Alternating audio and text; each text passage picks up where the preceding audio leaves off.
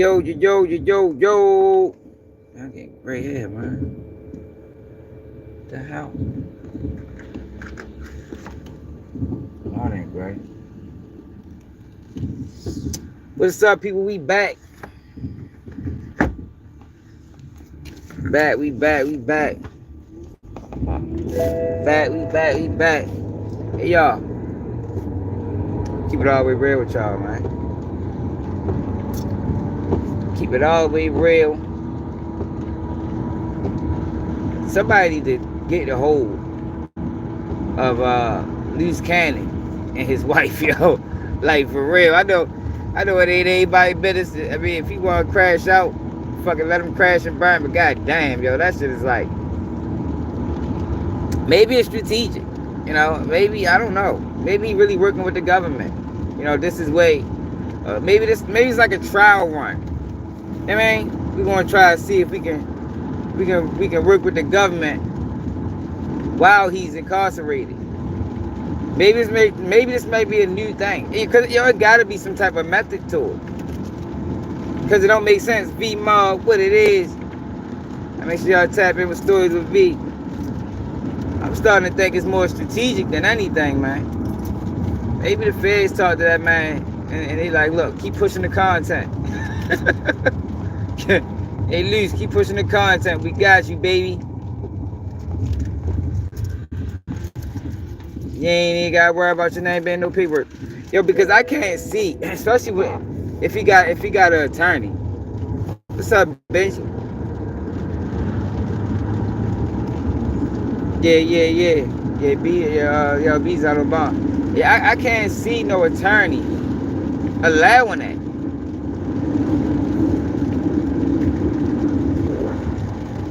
Like, for real though, y'all. I can't see no attorney sitting around allowing his client to just talk on the internet pending, and he's talking about everything pending trial when he facing life in prison. Like, it gotta be some type of strategic. It gotta be something to it, y'all. Maybe this was whack deal with him on the back end. Look, Luce, all I need you to do is talk. Look, you're gonna go to jail. I mean, but just keep talking. I don't know, y'all. I'm just trying to make excuses for him. I know that shit don't make sense, probably. But yo, the things that's going on over there is crazy. It's like nobody is thinking. If it ain't strategic, it's just stupid. Like, if they don't got no deal with the United States government, then I don't know what the fuck is going on. I ain't never seen nothing like this before. I ain't never seen somebody serious allegations and just feel freely to call it and do what they want to call it, content, and do content every day. Like, that shit weird, man. Crime Chronicles, PNR. That is weird as can be.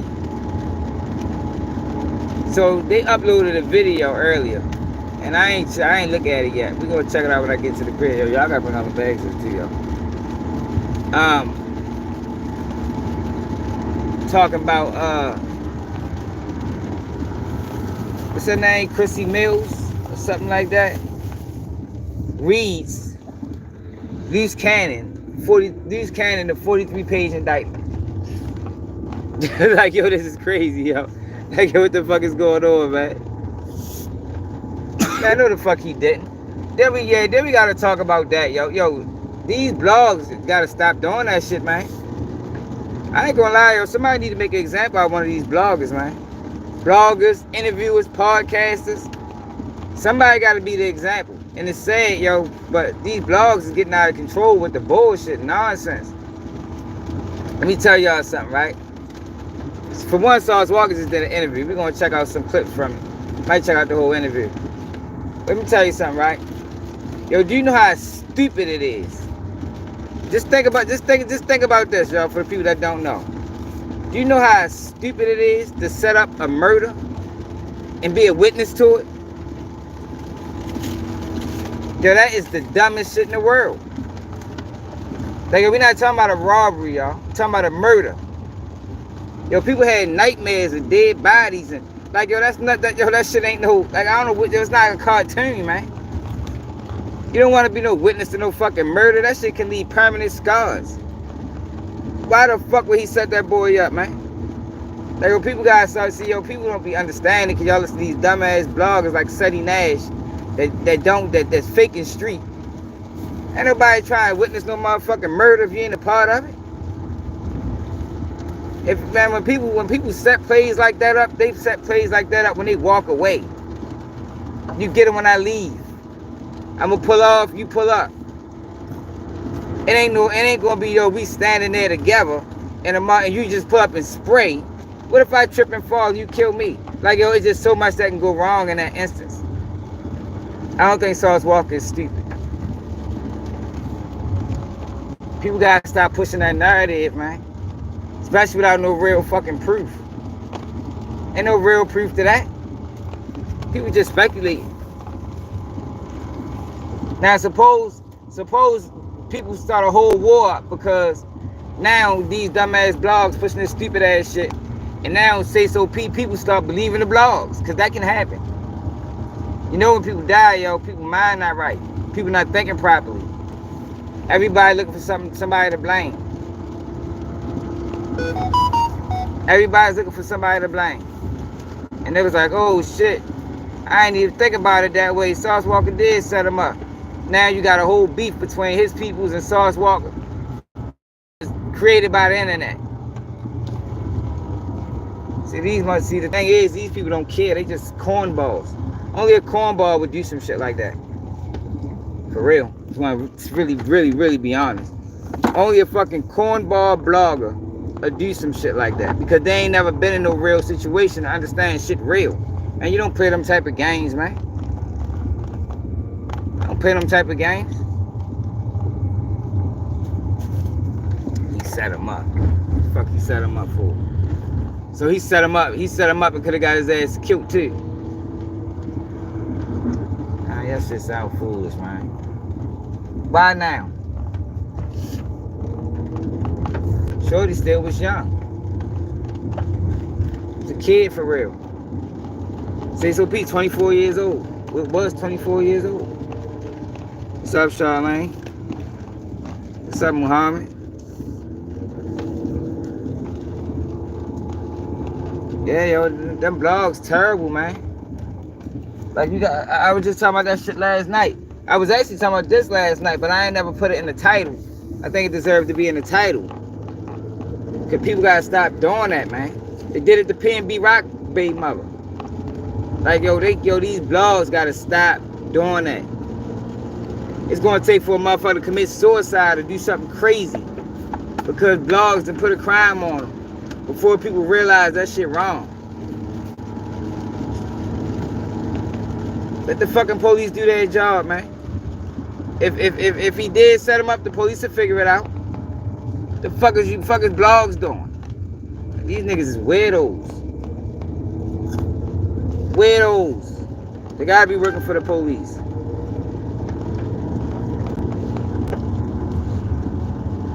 Just making out wild ass allegations. What's up, Jalen? Yeah, I'm cool. I'm cool. And then you got Stephen A. Smith. Stephen A. Smith then crashed out completely. Yo, that boy went off the deep end. Yo. Stephen A. Smith went off the deep end, y'all. That man got to talking about LeBron and why he ain't do this and why he ain't do that. And like, yo, what the fuck, Stephen A? See what happened when a little bit of pressure get applied to him, motherfuckers start acting weird. Well, he been weird, but he is getting even worse. Like, he is moving way beyond sports. And no good and goddamn well if you have a butt in the LeBron James, he gonna run, duck, and hide. That boy gonna take cover. Like, Eugene, he gonna go whack 100. Don't do it, LeBron James. That's how whack was. Stephen A's been no good goddamn well if he run across LeBron again, that's what he gonna do. Don't do it, LeBron.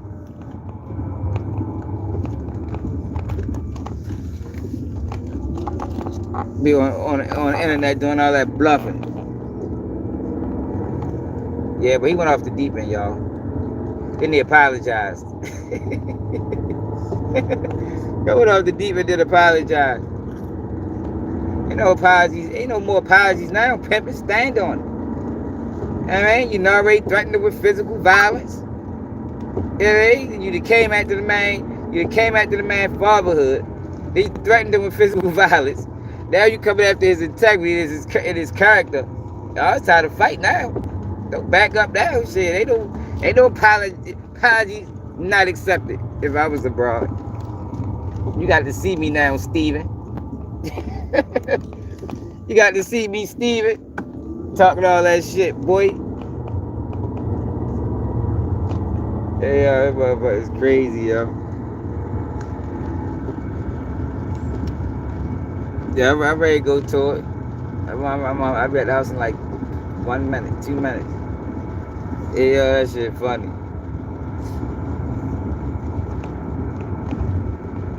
But yeah, that's what we got today, yo. We got loose lips cannon.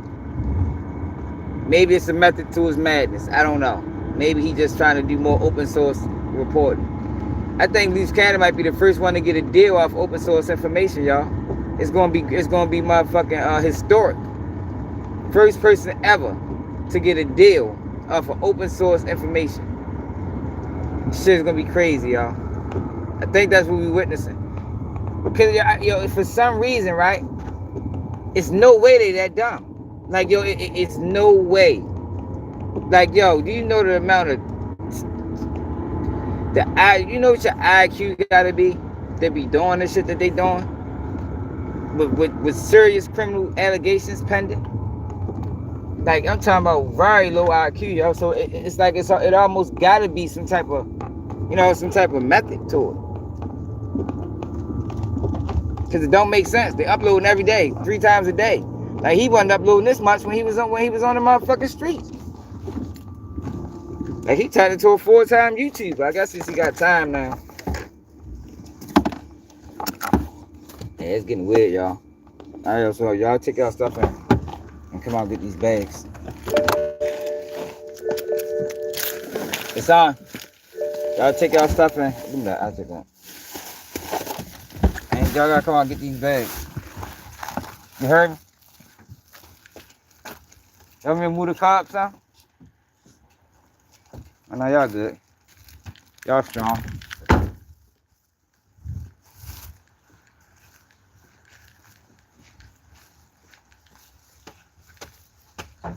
What up, y'all?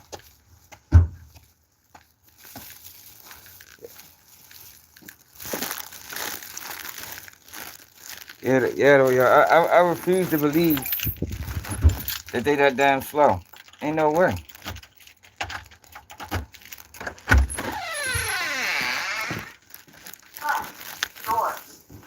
Ain't no way that they that slow, y'all. Look like his wife's college educated at the very least. I knew he's kind of slow as a bitch, but I refuse to believe both of them slow.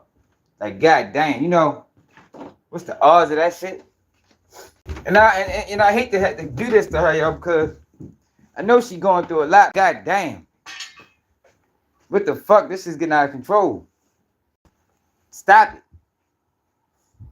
Like how Stephen A. told LeBron to stop. Stop the madness, LeBron.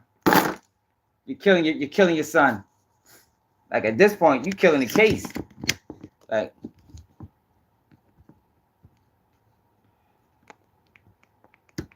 do she not want him to come home? Like, what's really going on? Is she working with the federal government to take down Luce Cannon? Like, I don't know. I got some questions. I need her to call me for real. Let's have a real conversation. What the fuck is you doing this shit for? Maybe she don't know about law and she's just listening to Luce Cannon and not recognizing that Luce Cannon don't know about nothing, because Luce Cannon talked herself into a fucking indictment. They'll talk herself into an indictment by implicating somebody else in crimes. Yo, I think Luce Cannon probably the first to ever do that. Luce Cannon, y'all, is the first person to ever talk himself into an indictment by implicating somebody else. Has anybody done that before?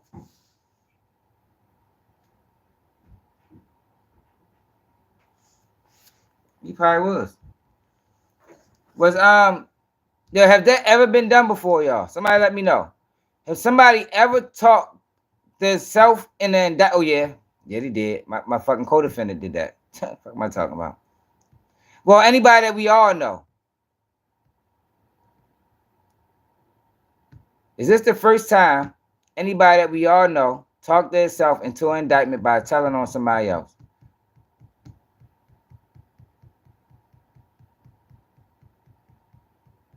Dang, y'all got hella fucking pages open. Maria Alexander. What's happening? Damn. Y'all had like 30 pages open. All right, y'all. Let's go. Let's go with Stephen A. Smith first, because Stephen A. Smith is funny as a motherfucker.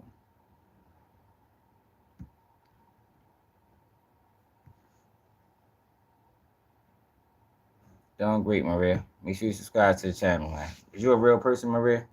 Or are you a bot?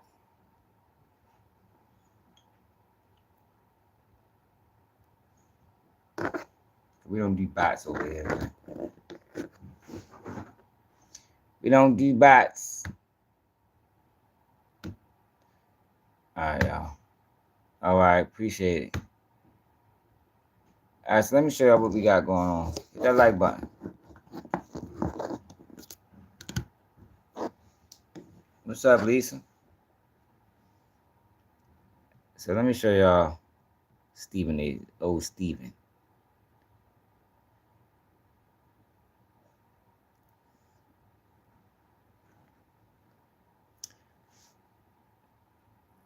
Did I save it? God damn it. I ain't even fucking save it. Hey, shut your ass up. God damn it. Yo, how come I don't hear no bags coming in?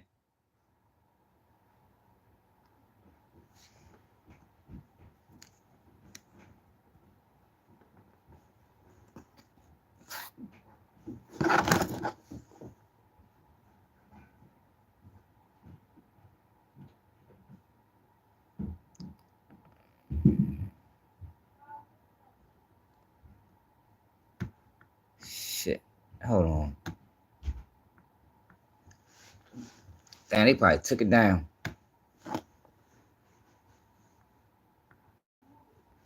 Stephen A.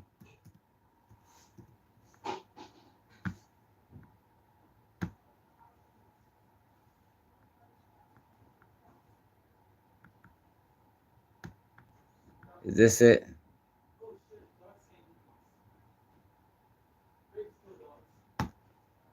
He might have took it down, y'all. I thought I saved this shit. That's that new guy energy. Oh, he's back. That's the fourth time he's done that. It's a peek in a probe. Speaking with serious intent to probe. What's up, everybody? Stephen A. Smith here. Recently, we made news because the great Bill O'Reilly announced a tour that's coming nearest to you. Everybody going to that shit, Stephen. Notified for all of our newest content, and you too shall be the latest member of the Stephen A. Smith Show. Moment that had been brewing for a long time. He's like on a Taylor Swift tour run right now. Oh, yeah, we're watching it. Yeah. We're all seeing it. Oh, yeah. You're seeing it as well. He literally, it started off with, I didn't want to address it. Yeah, sure. I didn't want to address it. I wasn't going to address it. But since the video came out, I feel the need to address it. Hey, well, you would be not to talk about it. Are you kidding me? If there's one person that couldn't wait to the video to drop so you could address it, it's your ass. Like, seriously, it's, and like another, he completely like missed the whole point. The whole point. Never would I ever not allow people to talk about the sport, criticize players about what they do on the court. That is your job to criticize or to, be in a position where, okay, if a guy's not performing, that is all part of the game. That's all part of the game. But when you take it and you get personal with it, it's my job to not only protect my damn household, but protect the players. And I think a lot of the media. So I think we all saying that. Let's see what Stephen A. Smith said. Tidy Whitey's comment was funny because I don't wear tidy whities. Let you figure out why that is.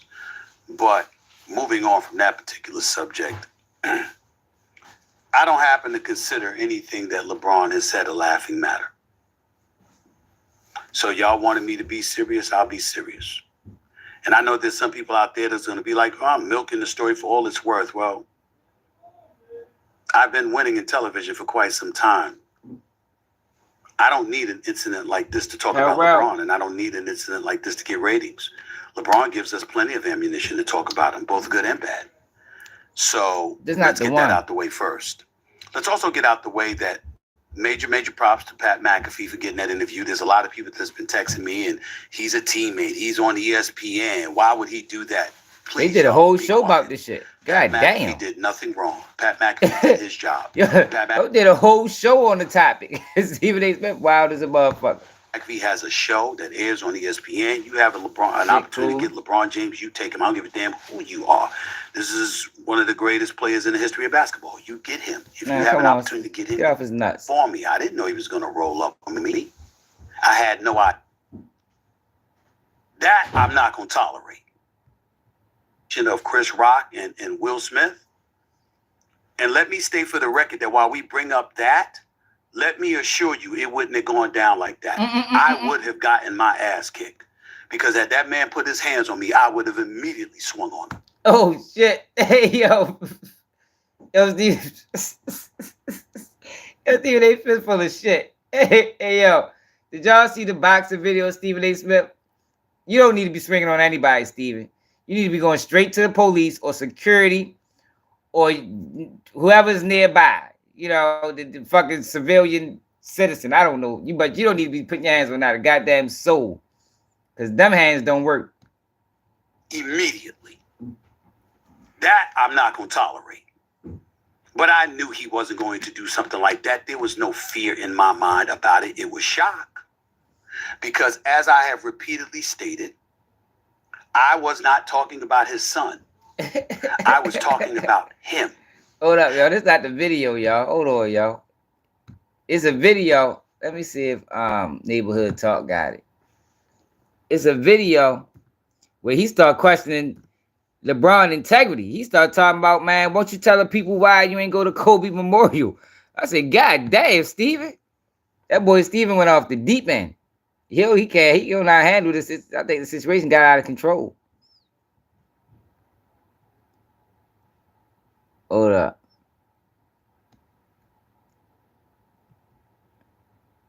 That boy went off the deep end, y'all. And they ain't got it. Who the fuck got that shit? Let's check Hollywood.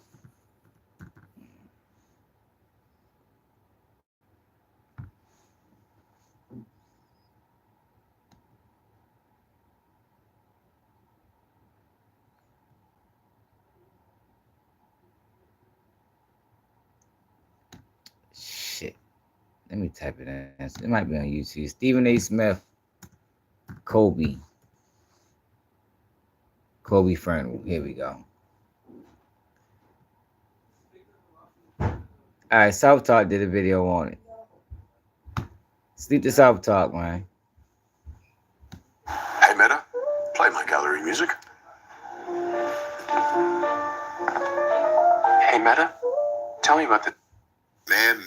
So it's looking like some of the lines Stephen A. Smith has been spewing out. James didn't attend Kobe Bryant's memorial. That's the wave everybody went on because, everybody is on this, hate train towards LeBron, right?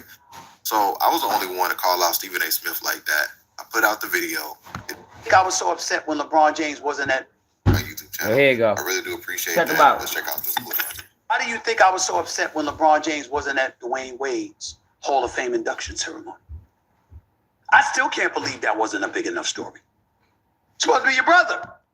Yo, this is way outside the line, Steven. Somebody need to tell Steven.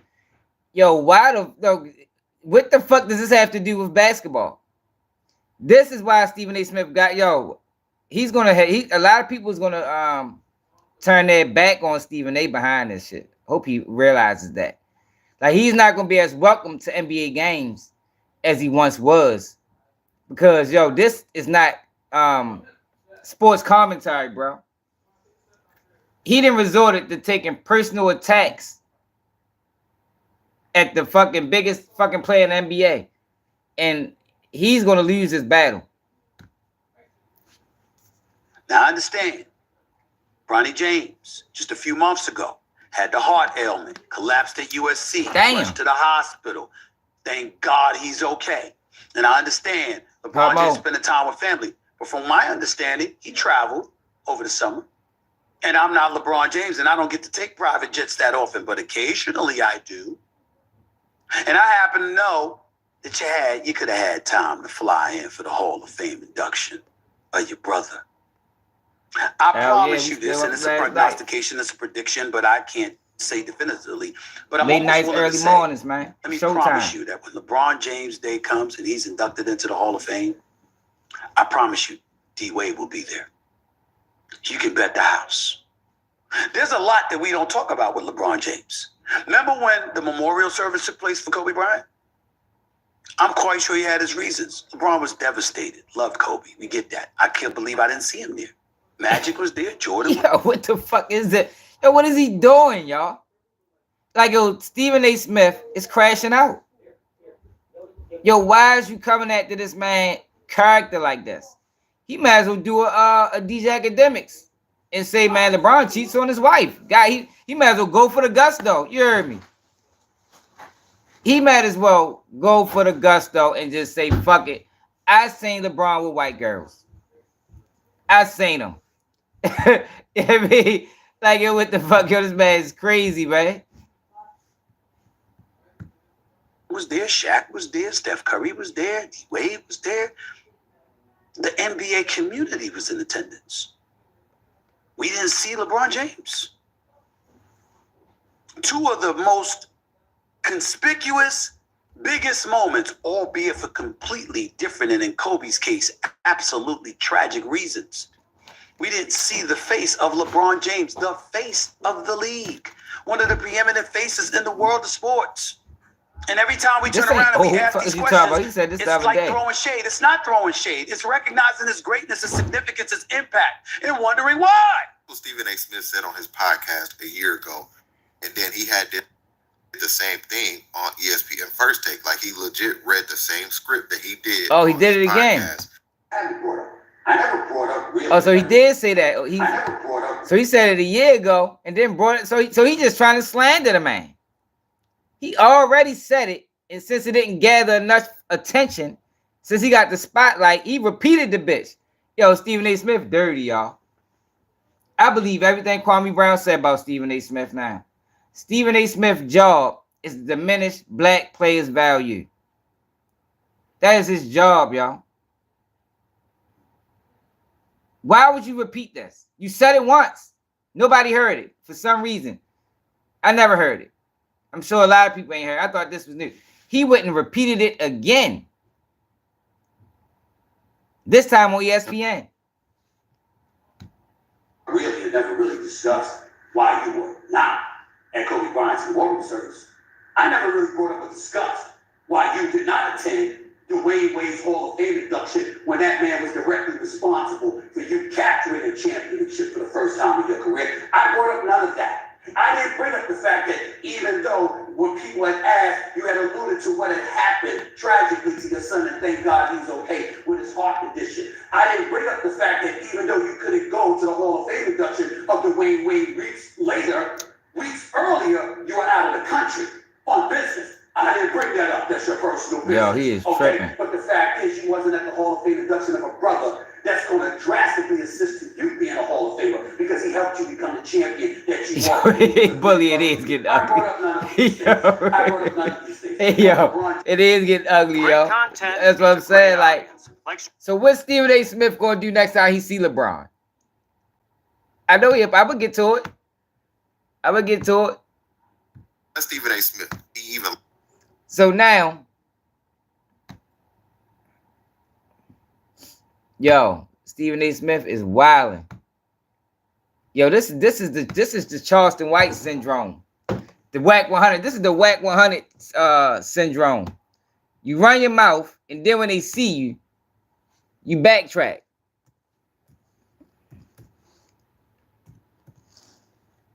Yo, he gonna have to stand on this. I would make him stand on it if I was LeBron.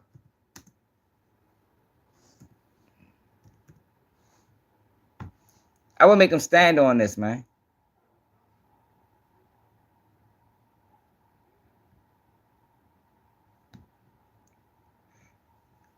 After making false.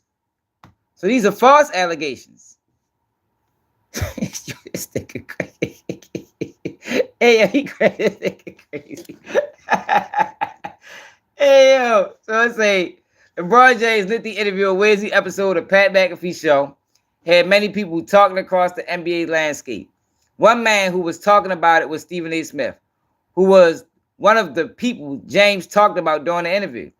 Smith unloaded on the Los Angeles Lakers superstar by saying he would have swung on James had James gotten physical during the altercation between the two several weeks ago. Yes, ESPN personality even accused James of being a serial liar and passive aggressive. God damn.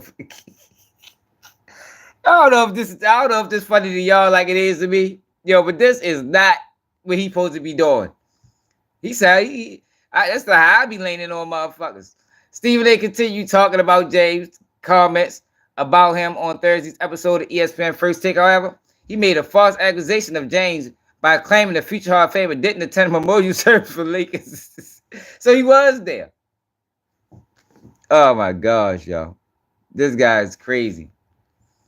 However, many were quick to point out that James was, in fact, in attendance for Bryant's memorial. Whether people love or love to hate Smith, he does seem to have some integrity. The New York City native quickly issued a public apology for giving out a piece. Yo, he did it for 2 years, man. So he said, my apologies and clarification. I misspoke in hour 1 of First Take today when I initiated,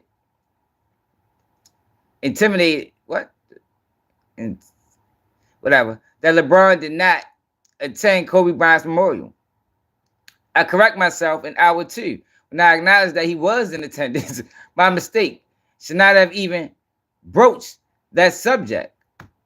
Yo, Stephen A. Smith was wilding. It was not my main point.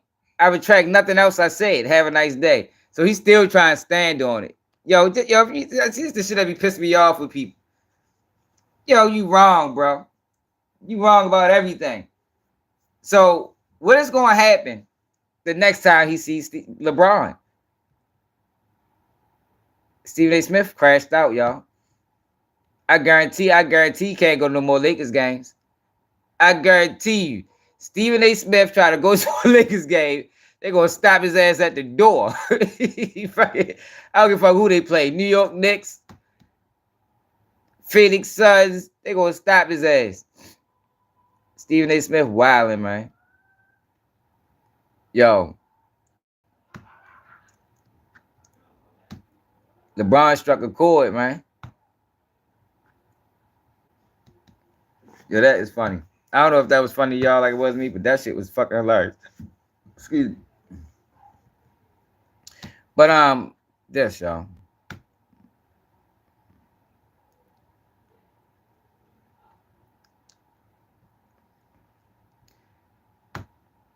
You said no, it's not. If it's on ESPN, they ain't what? What you talking about?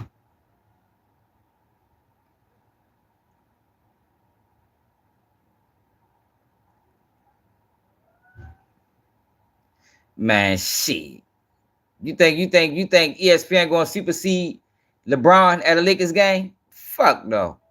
If LeBron said that boy can't come, that boy ain't coming. I promise you. Yo, because he gonna have to stand on what he's. Yo, he came after that man integrity. He came after that man character. And he lied twice. I don't think LeBron already pressed him once. He pressed him once about the fuck shit. But look at this though, y'all. And is subject to monitoring. Yo, I don't know what this is, but this gotta stop. Somebody that's related to this girl or this guy, yo, put it into this.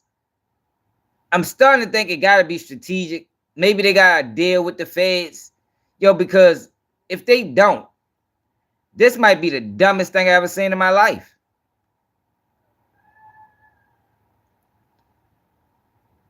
This might be the dumbest thing I've ever seen in my life.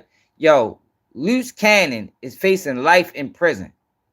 Serious robbery, extortion, Hobbs Act, all type of shit. And they are turning this shit into fucking, what you want, I refuse to call it content because it's real. They making this shit a game.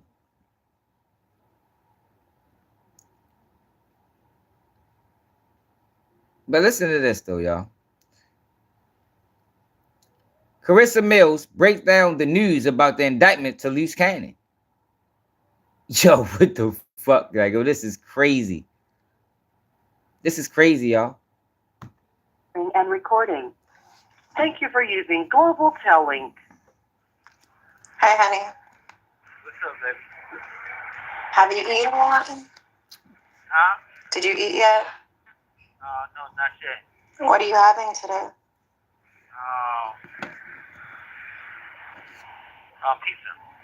Pizza. Pizza? They have pizza in jail? You guys ordered it for me. What? You got pizza ordering in jail. That's crazy. Yo, what is this, y'all? This can't be real. Yo, is Luce Cannon really locked up? Yo, what? That's a crime right there, y'all. That's another crime.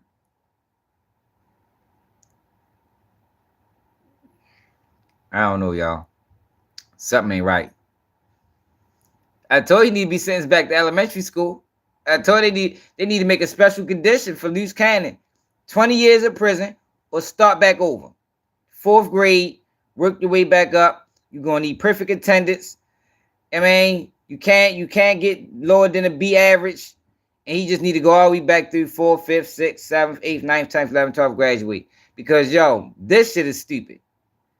If this is not some type of deal that they got with the federal government, like, I'm kind of leaning towards that, yo. Like, because it's no way. Like, yo, they can't be, yo, it's no way, y'all. It is no way that they're this fucking stupid. Together, like, as a tandem. As you know, as a couple, as a family, fuck it. You just throw the whole family in the mix. Somebody have to be like, yo, stop. I don't know. I'm confused. Obviously, I think everybody's confused.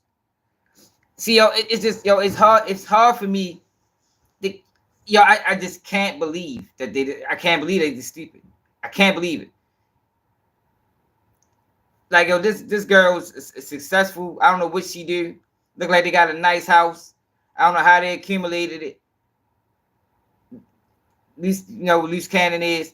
But, yo, I don't know, y'all.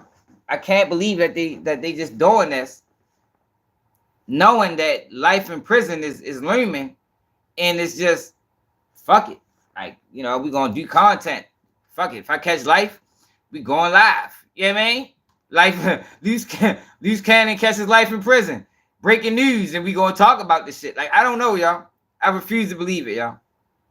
Big U got in trouble for doing that video before he turned himself in. He got charged for that. Y'all do know that, right? That video that Big U did before he turned himself in, they charged him with that. Interstate, what they call it? Interference in interstate commerce or some shit like that. That was it. They charged him for that. So how are these guys able to do this? How is Luce Cannon doing that? How is WAC doing that? And they ain't getting no charges. How's WAC tipping off Big U, that the feds is coming. No charges. How is Luce Cannon talking about his case online while it's going on and no charges? So yo, that's what make me believe, yo, he gotta already have some type of deal with the prosecution. He's open source snitching or something. Like it gotta be something like that, you know. And maybe he gonna get a deal. Luce Cannon's gonna be the first person to get a deal off of open source snitching. No, don't.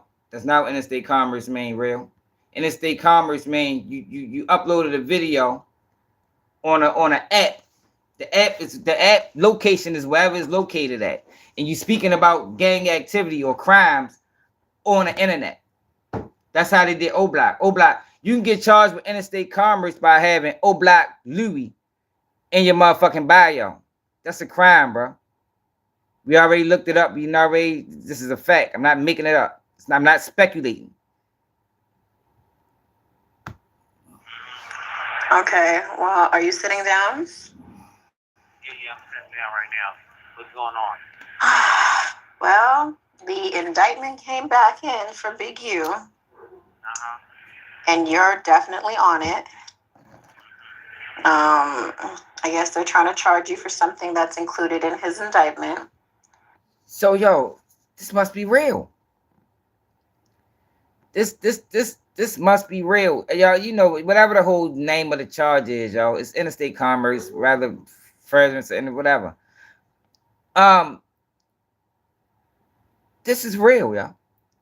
So together, with both their brains together, he must have really thought, and she thought, that he wasn't gonna get charged. For whatever reason, I don't know why. I ain't mixing nothing up. It's all the same fucking, it's all the same thing. In furtherance of a crime affecting interstate commerce, that's what I meant. It's all the same shit. Interstate commerce, I just ain't saying furtherance of a crime. God damn, real. Stop the dumb shit, yo. You slowing up the live. All right, but look. Y'all remember they did an interview. And Luce Cannon was talking like, you know, I wasn't going to get charged. You know, it's just a complaint. You know, I ain't really got nothing to do with it. So he really thought he wasn't getting charged? Ain't no way. I can't believe that. No, I'm not. Yo, I'd be stupid to even believe that.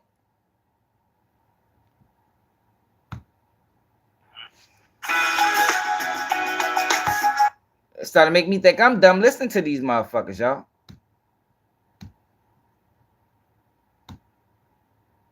And it shows that he has 43 counts on this indictment.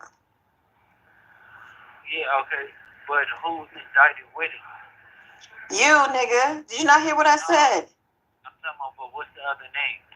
Honey, did the 43 counts just go over your head? I mean, 43 counts, that's on him.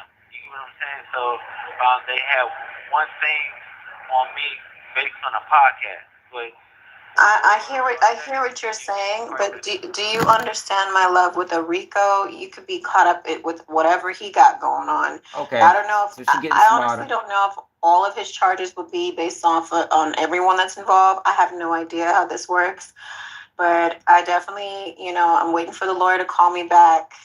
He's trying to find a way to get a copy of the indictment. As of right now, it's sealed because they have to first arraign Big U, and they push back his court date and that's what he April got charged 8th with, now. yo. Before they were That's what he got charged with, real, by making that video. He spoke about the case. He mentioned WAC 100. He mentioned Luce Cannon. They charged him with affecting interstate commerce, yo, in furtherance of a crime, whatever the fuck you want to call it. It's all the same shit. Whether it's in furtherance of a crime or affecting interstate commerce, it's the fuck you trying to play word semantics, bro. Like, I ain't got time to play word semantics. on the 31st, but now it's pushed back to April 8th. You want to be right so they're so not bad. really trying to let anybody see the indictment until they, you know, until his court date, basically. So I don't even know what they're, you know, really charging it for or not. If it's from the original complaint, you know, from the original warrant for the arrest, I have no idea, baby. But let me see. You said you wanted to know the names? yeah. Also charged in today's indictment are Sylvester Robinson, aka Vay, Mark Martin, aka Bear Claw, Tremaine Williams, aka Loose Cannon, Armani Alfe, aka Money, Frederick Blayton, Tiffany Hines. Those are the only people indicted. Everyone else is off of it. I'll go back to it again, y'all, since we confused.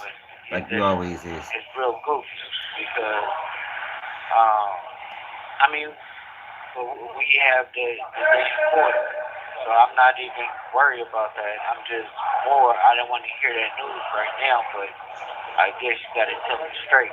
I gotta tell you straight, honey, because really you gotta know what's get going charged? on. You know, I know you're not out here, so it's important for you to know.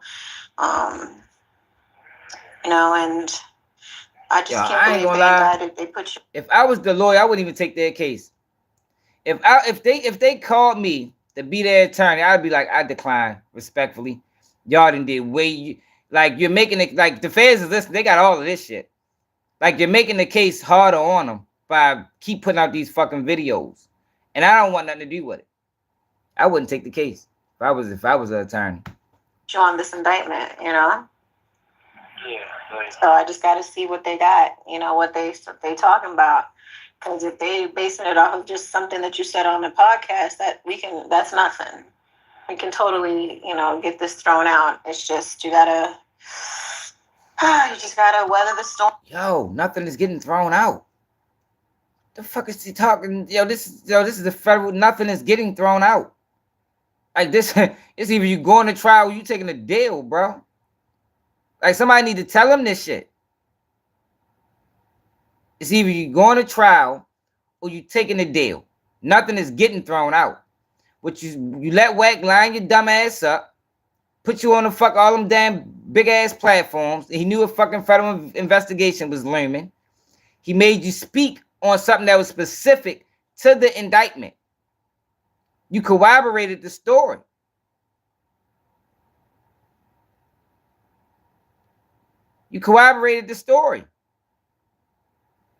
Case closed. Guilty. Like what the fuck? What the fuck, bro? Like I get being optimistic. But don't be delusional. Don't be delusional, man. Unless he gonna cooperate. I mean, you want to take that route. You want to take the Wack 100 route. I mean, that's always available. But if you gonna stand 10 toes and take accountability for what you did, then you're gonna have to take accountability for what you did. Something, hey, I don't know what the fuck wrong. Something ain't right. Storm, you gotta weather the storm. Yeah, I think it's just so much BS. It's crazy, but at the end of the day, it's like, what can I do? I'm here, and I'm still waiting. So they pushed his court date to April 8th, and it was supposed to be. Who told you it was supposed to be March 31st anyway? It was originally, that's what it was said. It was in the system like that, Did they say it, or did somebody just say it on the internet? You know what? To be truth be told, I don't know. At this point, so many things have been said to where I can't even remember where the original source came from. So, don't quote me on that. That could have been, something spread on the internet. It said in the paperwork that his court date was postponed. And you gotta know when to hold it, when you fold it. Luce Cannon, you fucked up, bro. You fucked up. You let Wack trick you into speaking on Big U on these you fucked up, bro. Like you can't really blame nobody. You know what I mean? Like we can sit back and blame Wack, but Luce Cannon, you can't blame. Y'all can't blame nobody for this. You fucked up. You sat around and watched it, and gotta take what come with it. Now he facing 15 years at least in federal prison. Or what was it? What was the minimum? 20? What was the minimum on the Hobbs Act? We'll go back to the paperwork after this. Internet like they do with everything else. Yeah, because that was quite weird. They talking about on this death day. Uh-huh. Control. Yeah. Well, so that kind of sucks because I feel like that's probably the reason why they're dragging their feet to transfer you, because there's no rush for them right now to get you. You know what I'm saying? So you may be there for the entire 3 weeks to 30 days if they give the amount allotted time for them to transfer you. But look on the bright side. If they don't transfer you and 30 days pass, they have to automatically release you. Yeah, but you have to literally tell the lawyer as soon as the indictment come out, he needs to just keep that case because I know, I got it. yeah, I know you do. Trust me. That man must already be fed up with me the amount of times I don't call him. Okay? I must have called him about 5, 6, 7 times a day, every day. All right? Yeah, but make sure you stay on him because you paid all that money. You got to do his job. Listen, right now he's my best friend. The amount of money I gave him, shoot. I wanted to touch that case. I know. Huh. I feel like these lawyers be tricked. Yo, Brick Baby didn't self-snitch. Let me rephrase that. Brick Baby didn't tell on Big U. Luce Cannon did. Luce Cannon was telling on Big U, not realizing that he admitted that I was Big U enforcer. That came out of his mouth. And then he proceeded to talk about crimes that he knew of, that he participated in for Big U. Brick Baby ain't do none of that. Brick Baby ain't do none of that, man. But anytime Big U name came up, Brick Baby got quiet. Brick Baby is charged with them firearms. That's what's gonna fuck Brick Baby over.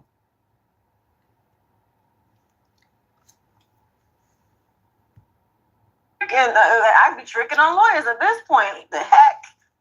Shoot. 50 bands ain't Well, cheap. you good, Black Mom? Just let up.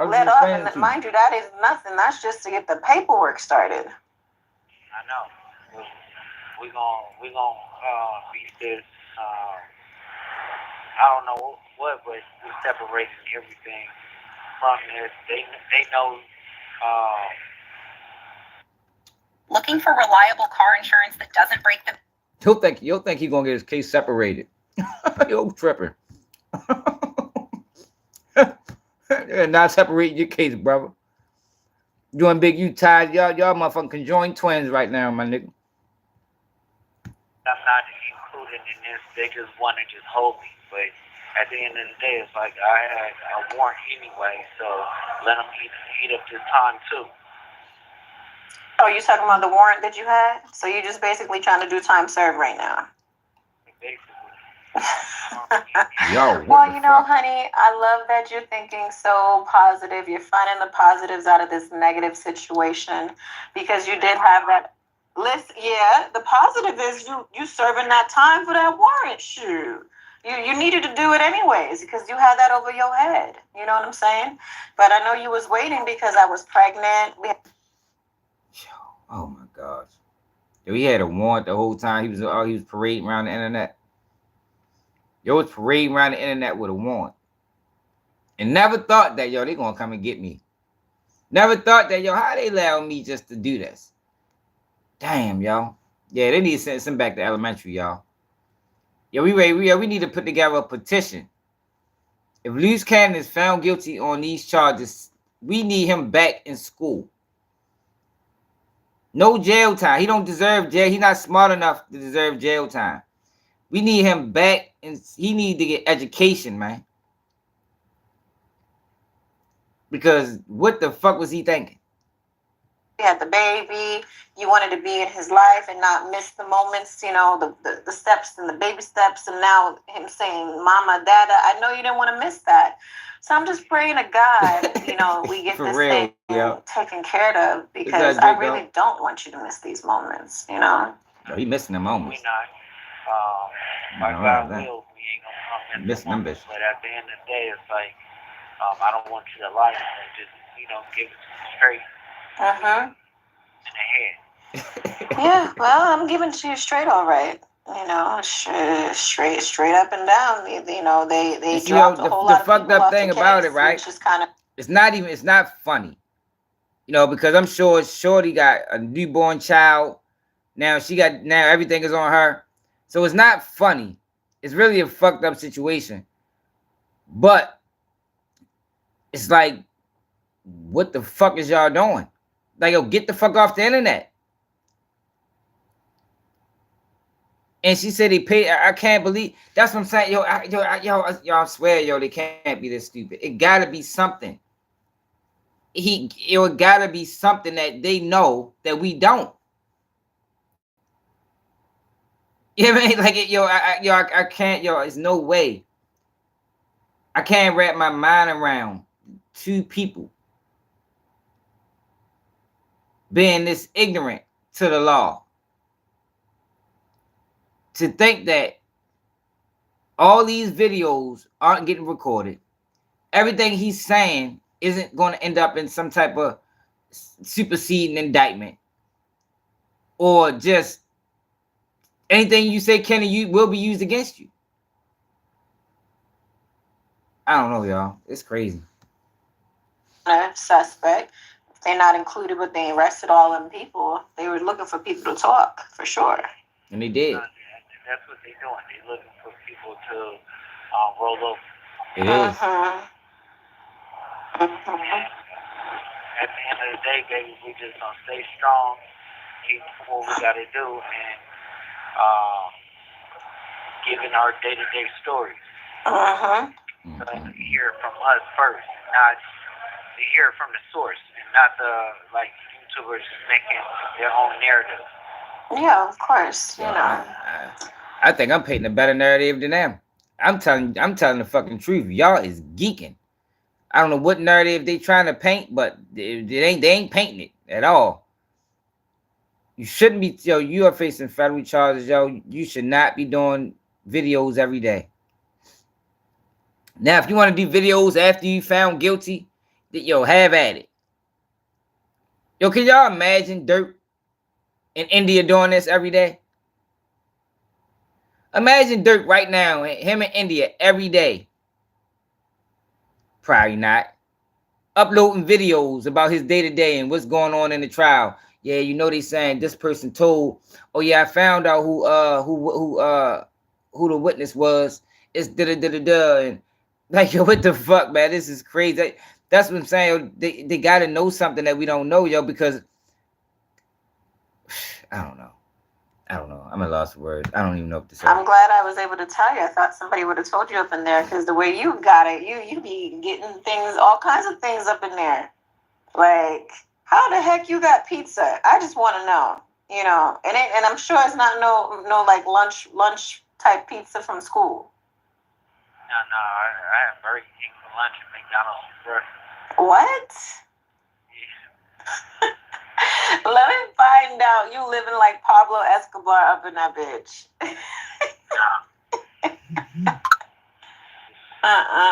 That's crazy, honey.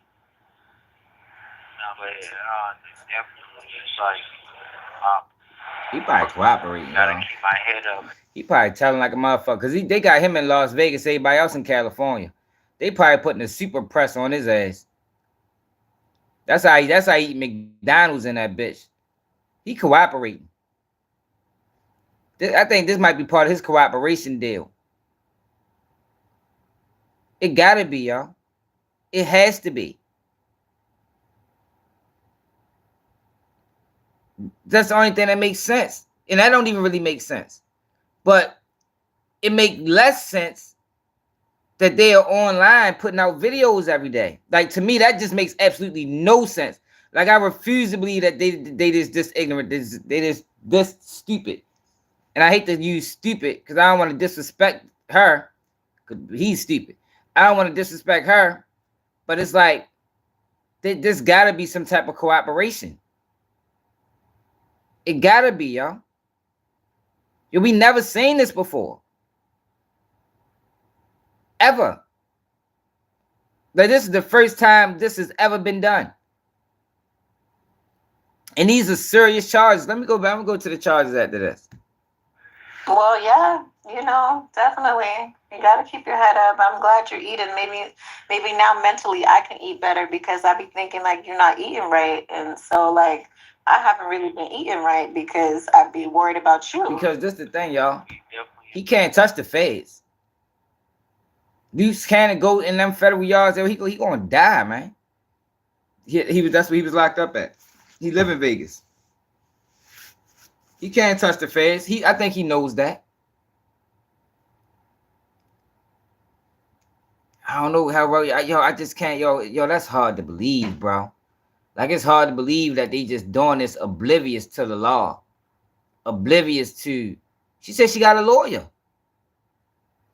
Any lawyer would have told her stop.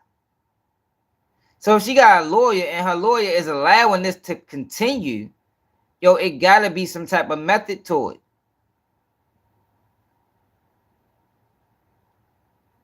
I don't know, y'all. I guess we'll see when it play out. He keep thinking he coming home. He's surprised he got indicted. Like, I don't know what the fuck wrong with y'all. In line with each other, but no, I'm not in line with you because your ass over there eating all kind of fast food and this, that, and the third. rabbit food. Yes, I'm eating rabbit food. Okay. I don't know why you be calling healthy food rabbit food. It's good that's for what you. I'm saying. Man, I'm about to. I ain't listening. Hey, put it in my cell. Yeah. No, when I get out, my pizza here. Hey, I need some ice. I can't get my cup of ice. I know you're not asking her to get you a cup of ice. Yeah, definitely. Do you got maid service up in there? Baby, your ass tripping. No, I'm serious. What kind of thing is this? Nah. Need an OSHA authorized training provider? This shit getting weird. This guy might not be locked up for real. I don't know what the fuck. What they got him on a PC jail? Fucking witness protection prison. Listen, I'm gonna need you to not think this is some sort of vacation, okay?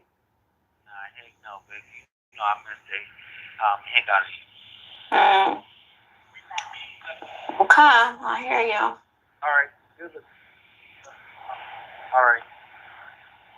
Hello.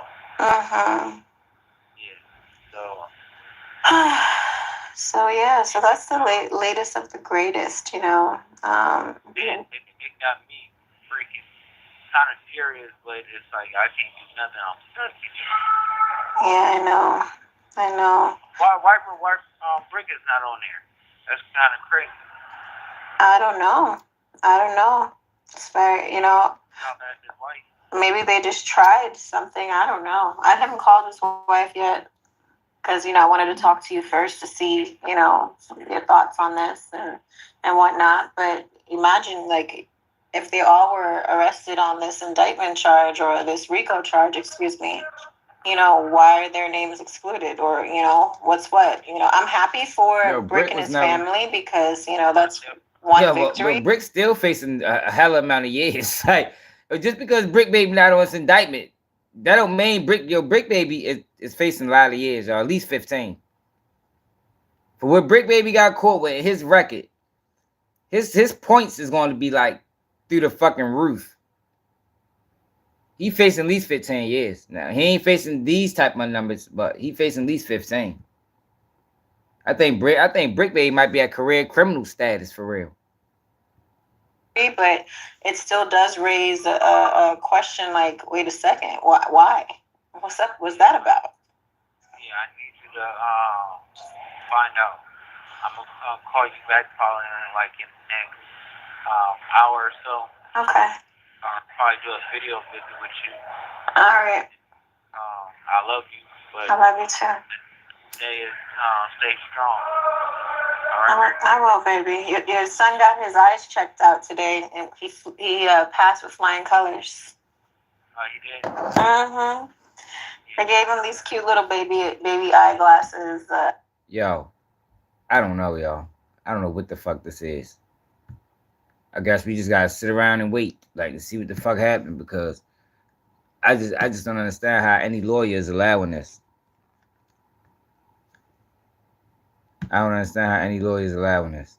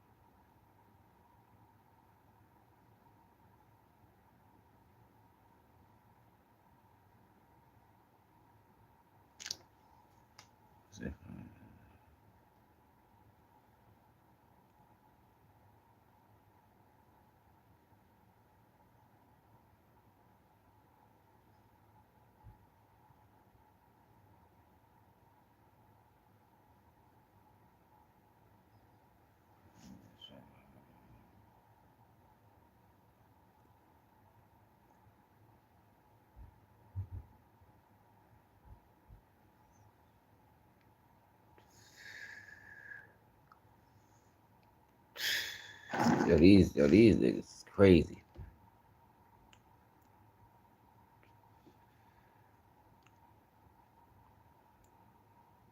So do y'all want? We already read this. Do y'all want to read this again? Let me just show you what they facing, man. Eugene Henley, 58, aka Big U, of the Hyde Park neighborhood of Los Angeles, is charged with 1 count of conspiracy to violate racketeer, influence, and corrupt organization, RICO Act. 2 counts of conspiracy to interfere with commerce by robbery and extortion, Hobbs Act. 1 count of Hobbs Act robbery. 9 counts of attempted Hobbs Act extortion. 5 counts of Hobbs Act extortion. 1 count of transportation of individual in interstate commerce with intent that individual engaged in prostitution. 15 counts of wire fraud. 5 counts of embezzlement, conversion, and intentionally misapplication of funds from an organization receiving federal funds. 1 count of bank fraud. 1 count of tax evasion, and 2 counts of willful failure to file a tax return.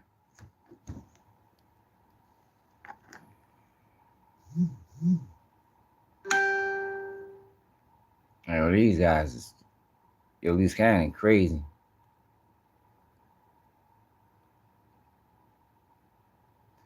While Big U Enterprise at times partner with the Rolling 60s and other criminal elements for mutual benefit, the Big U Enterprise is a distinct and independent criminal enterprise engaged in criminal activity, including murder, extortion, robbery, trafficking, exploiting sex workers, fraud, and illegal gambling. Not only did the enterprise expand its power through violence, fear, and intimidation, but also used social media platforms, documentaries, podcasts, interviews, and Henley's reputation as the status as an OG to create fame for and stoke fear for of the Big U Enterprise, its members and associates.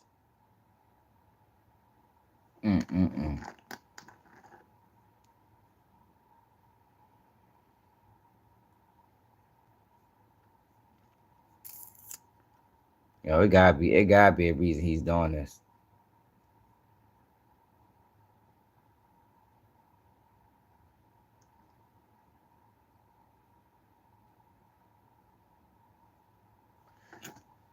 All right, I wish them the best, yo. I don't know what they doing.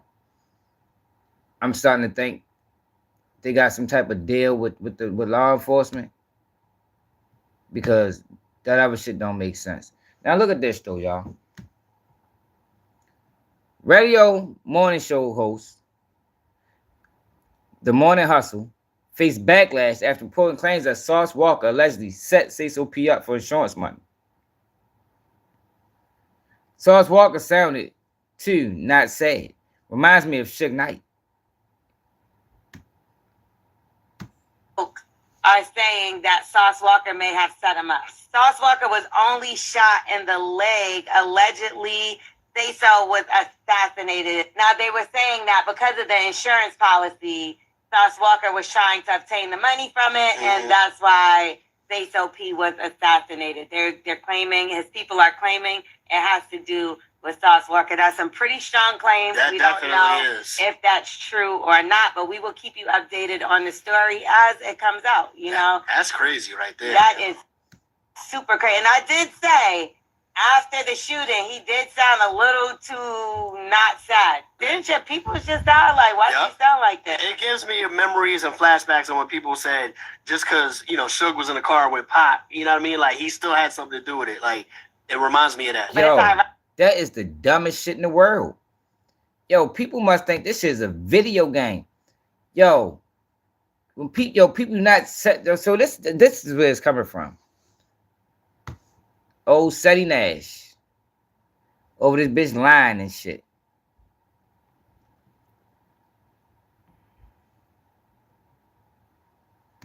Just making up stories, wanting to go viral.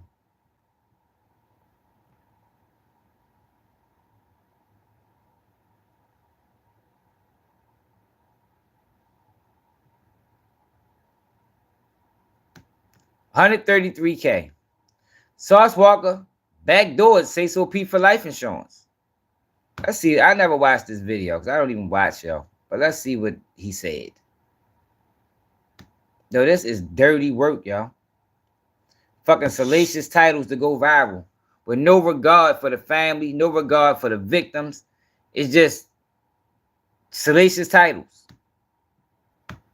So let's see how he came to this conclusion.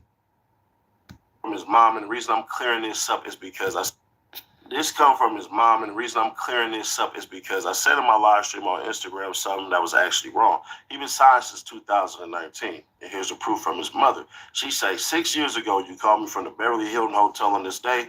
Ma, I'm staying in the same rooms Whitney Houston used to stay in. I made it out of Memphis, Ma. So, yeah, there's that. And then also, I should have paid attention to the news clip when it said that Raleigh was a suburb of Memphis, basically. But the reason why I put this up is because I needed people to understand he didn't just get signed. He had been signed.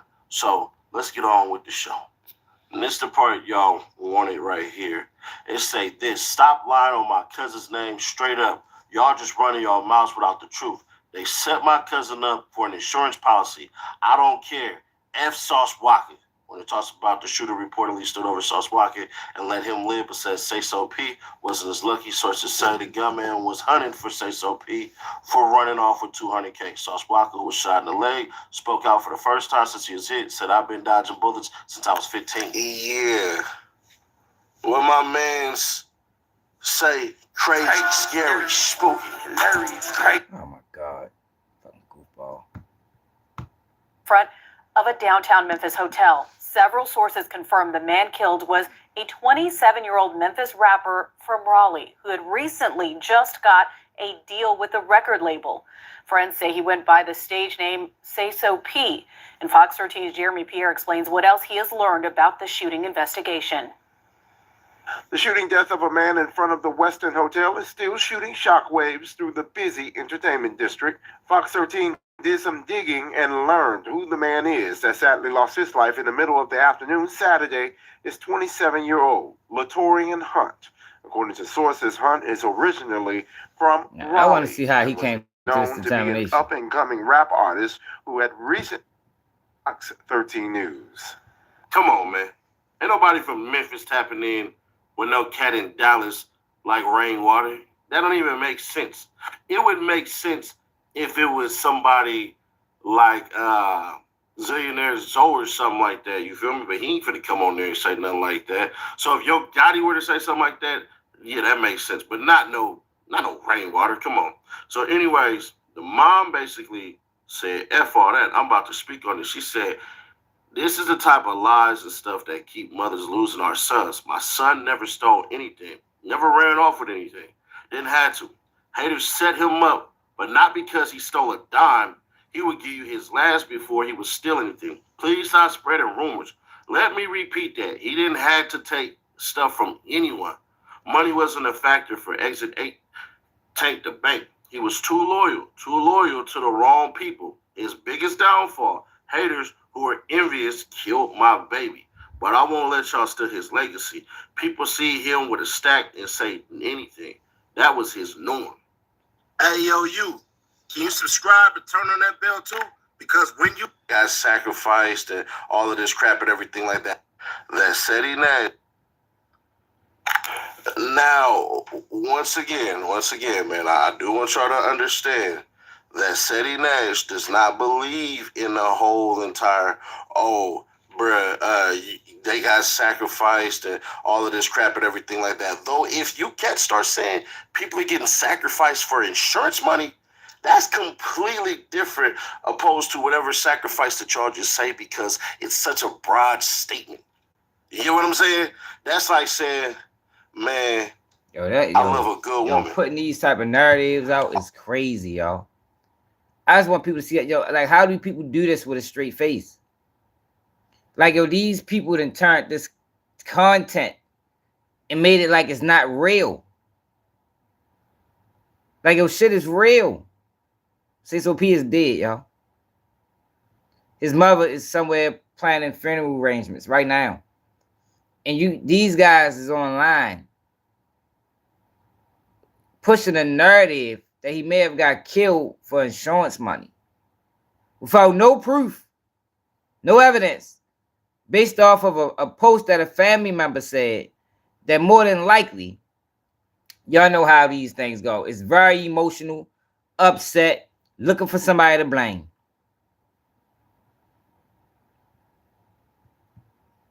You don't even know if you really don't even know. You really don't even know if it's a family member. Just a Facebook page. He clipped the name off of it. I mean, I just love a good woman. So if y'all were to say something like that right there, all right, cool. But when y'all start bringing in the dramatic stuff and everything like that, I just don't understand that part. So let me help y'all out real quick. So when it boils down to it, right, I want to make sure that this is how it goes, right? For the life insurance for rappers, all right? So the life of a rapper signed to a record label can involve various aspects, including potential fame and financial success, but also significant challenges like contractual obligations, creative control, and pressure to maintain relevance. Here are more detailed look at the record label life of a rapper. So you have this, the upsides. Now let me help y'all out real quick, because something doesn't even smell right. You feel me? So one of the things that you had to do when you're getting life insurance, right, is you have to sign. Like, when you get life insurance on people, the person that you're getting life insurance on has to actually sign the paper, right? So then you go through and you look at beneficiaries and all this stuff. If you don't know what a beneficiary is, I'll help you out. A beneficiary is the person that receives the money once you pass, right? So this is what they have as far as what I can find. And some of y'all gonna be like, oh, that's interesting. Some of y'all, I'm like, yeah, that makes sense. Now, some of you guys are kind of, I don't know how to say this the left way, kind of looking back at the old interview from the rapper from French Montana. And this is what he says. And this is where the idea started to streamline, right? It says, record labels are doing more than just signing artists these days. French Montana revealed during an interview with DJ Academics Off the Record podcast that labels started taking out life insurance policies on their signees because of the rise in deaths. We was beefing for real. People was like dying, this and that. It was blocking a lot of money. People didn't want to touch you, said Montana, who released his independent album Montega last month. Somebody got shot. Your rap friends stop picking up. The label stop picking up. It gets crazy. Hip-hop has seen a number of high-profile deaths in recent years, including, they're going to say, Nipsey, Draco, Young Dolph, King Von, and Trouble as a result of the mounting death toll. The labels have resorted to their own life insurance policies. It's even crazier because they get life insurance on artists. At least back then, we didn't have that, added French. When academics asked if the labels are signing artists in good faith if they take out life insurance policy, French said it's just another way for them to profit. You're preying on his death, he said. You're preying on making millions on his death. But he agreed that they're also being realistic. You're supposed to have life insurance anyways. But when the label does it, if you don't have one, that's crazy. In a recent interview with Breakfast Club, French spoke about his role in squashing beef with Diddy and Drake. They both showed up to his birthday party, and y'all not knowing that. This has absolutely nothing to do with Sauce Walka. Like, yo, what the fuck? You just will. Now, should rappers have life insurance? Who've been here for a while, you understand how stubborn Sonny Nash is. You just will. Now, should rappers have life insurance? Yeah. But in my opinion, everybody should have life insurance. Easiest way, go through your bank. Your life insurance through your bank. You already got a check coming in there. What the fuck is he talking that I about? have is, once again, a label cannot put life insurance out for you without your consent. It's not possible. You have to sign that. So once again, are we looking at the beneficiaries? So if Sayso P signed to him, and let's just say he did get him killed. Oh, shit. Do y'all understand that if the killers are caught and they can prove through cellular communication that, hey, bruh, this man right here, this man right here, he is the reason why we did that. Not only does he forego all of those quote-unquote millions, which I'm assuming is probably only going to be about 500,000 to $1 million. Not only is that going to happen, yo, what the hell? But the family can now sue his estate.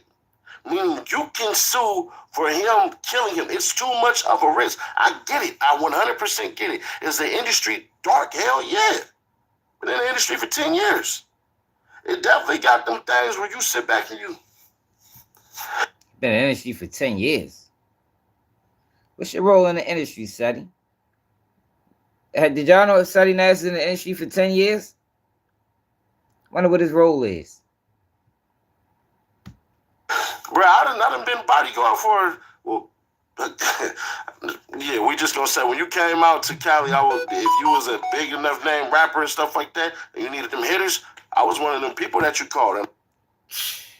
Yo, then we gotta go back to the video when Sonny Nash faked like he threw a punch and never got through it. Like, yo, if Sonny Nash is your fucking bodyguard, you are destined for failure. I promise you.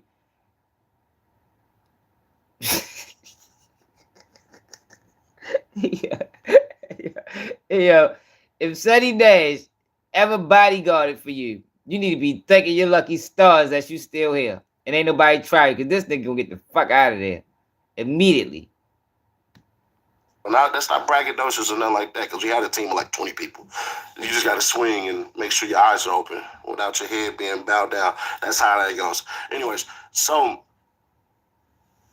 is it possible? True. But it's too much of a risk. I don't think people truly understand. If you remember when they said that Suge Knight had a life insurance policy on doggone Tupac, it didn't make sense for him to be right there in the side of the car while watching bullets fly. It makes zero sense because Suge ended up getting shot in the head himself. Once again, bullets have no name. Now, if you would have said, bruh, Sayso P, man, he was walking, and next thing you know, Sauce Walka said, I gotta take a call, walked away, and a car pulled up, and they hopped out and bow, bow, bow, bow, bow, bow, bow. And seen Sauce Walka was like, we gotta make this look good. Boom. Cool. But what about Sosa Man? He was there. What about him? So we don't know how many shots were actually let off. It was 2 people right there, we just don't. Now, once again, I understand because it could be a video, surveillance video, for surely is down there. They have surveillance footage of what happened. Now, if it's one of those things where bruh basically ran and they just only stayed on Sayso P, that means Sayso P had real beef in the streets. That's number one. But if it just so happened that Sauce Walka went back in and they shot. Out my fucking screen. He just wasting video time. Like this nigga just fucking talking about nothing. No, Sauce Walka did an interview.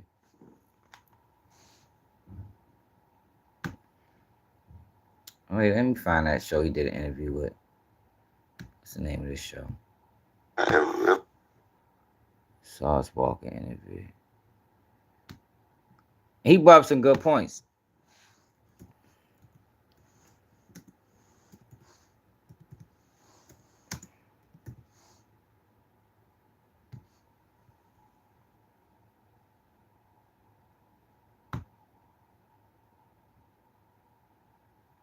Man, sweep the what page this is.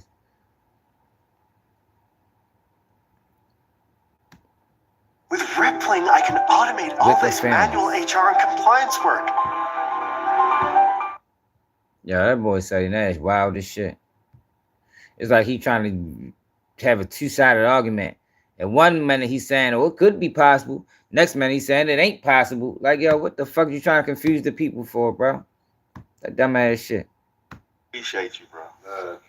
Like, this means the world, you know, unfortunately, you know, say less, you know, just passed away or whatever. Sayso P, man. Sayso P. I mean, Mafia, TSF Memphis, Sayso P, Riley's finest, you know what I'm saying? Sauce and peace to my brother, man. Sayso P. I just witnessed my brother lose his life in front of my face down here in Memphis. And my brother had a wish list of things in Memphis that he wanted me to do with him. Yeah. Before his passing, before his demise, and I promised him that I would do these things, and regardless if he here to see me do it or watch me do it from above, I gotta do that as a man of my word and a man of what I stand for. You know what I'm saying? Sayso people been around me the last 4 years, traveling America, holding me down, representing my set, my music company and all that shit. And I came down here, stood on the front line with my nigga, and it went the way it went, you feel me? But his main objective was get Sauce Walka on Wicked Films TV, do a mic drop, or go to Superior, go to the Starship. We need you on the Starship, man. Go to Superior, walk me. So, like, you know what I'm saying? I've been talking to T and talking to Sayso P about you and Wicked Films and your journey and how you brought the mic drop to the Midwest and how you started out a lot of these artists' careers with their first early music videos. You know, you talking from the Sexy Reds, the whole list of artists that you really had a huge pivotal part in their career. So, you know what I'm saying? This was supposed to be a big moment for him. For me to sit next to you with him and talk about Sayso P and how long he been down with TSF and all the music that he's produced and created and songs, videos that we shot, and just how organic our relationship is. Our relationship never had nothing to do with money or Sayso P never paid for a feature or none of that shit. He really earned his way into the sauce just organically off of his relationship with me and my brother, One Punch, TSF One Punch, Free One Punch. You know what I'm saying? That's my short. He in jail right now, he in the feds right now, but, you know. Yeah, that's crazy, man, because, you know, that happened like Saturday. And today Saturday morning, and today is Tuesday. And you still here, and that just speak a lot about you. And, you know, I think when we seen it happen, just to be honest with you, I'm a Memphis guy. And, you know, a lot of people from Memphis get money in Houston, and they fuck with Houston real tough. And we look at you like, you know, you're a big Houston guy.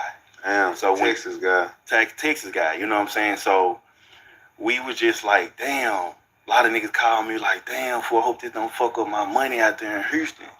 You know what I'm saying? How they gonna feel about it? You know what I'm saying? Real, though. You know what I'm saying? Like, niggas was really like... I stay really fucked up about this shit. Like, they hurt. I don't get touched. Like, I ain't even on no tough shit. No, it's just real. Like, you know what I'm saying? Just real, like, I'm protected at all costs type of person. Like, I don't get touched. I don't get bothered. I don't get into beefs or controversies with that turn violent or anything like that. The people that's within a 30-mile radius around me, everybody is not going to allow that to happen, period. So, exactly. Me taking it, you know what I'm saying, taking the lead and the trust on my own to put my safety and my life in my brother's hand in his hometown, in his city and state. Knowing that he possibly got his own, you know what I'm saying, troubles and controversies, beefs, whatever so have it may be going on in the streets.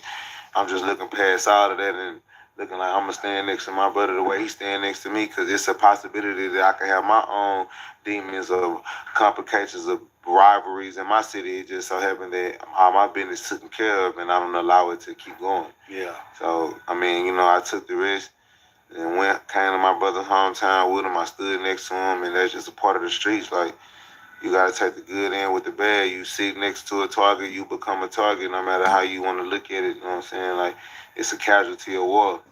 Mm-hmm. So as much as my heart is broke, as much as my soul is bleeding, I still respect the rules of the streets. I understand what come with this shit. So I got to make other people around me and people that's from my city and my state understand that as fucked up as the situation is, and I could have lost my life, and my life was put in danger. It wasn't intentionally for me, and motherfuckers could have took my life, and they didn't. You know what I'm saying? So, and we just, you know, when T pulled up on you, but that's on Sayso that P, yo. video that him giving you that. That's on Sayso P, yo. If you got a nigga coming to your city on behalf of you, yo, you obligated to let him know, yo, what you got going on. For real, if I was Sauce Walka, I would be pissed. If he ain't tell me that he had beef to the level of niggas trying to kill you, I don't even know if I would go to your funeral, bro.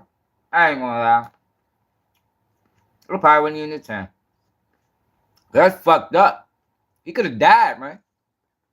Luckily, they wanted their target, you know, but some of these young boys, they don't give a fuck. They won't hit anybody out that bitch.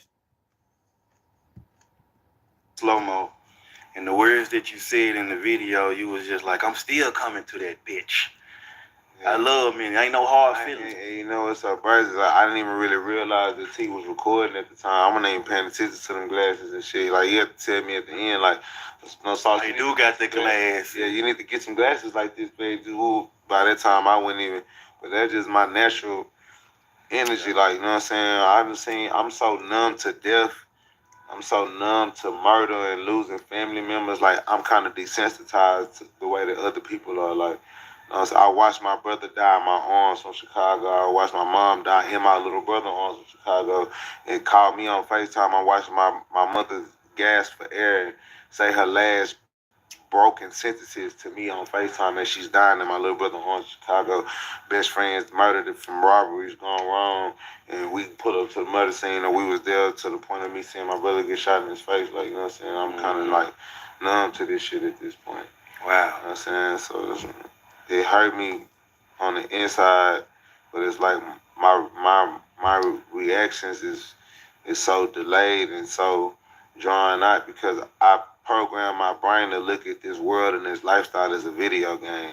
Mm-hmm. I look at the world as that I'm living in a simulation. I'm living in a program that if I want to excel and have the highest stats and the strongest attributes in this program, I can't allow my feelings and my emotions to be the wavering factor or the leading denominator of what are the decisions that I'm going to make as a man. Like, no matter how I personally feel or what's my personal opinion, I'm going to wager my actions off of logic. And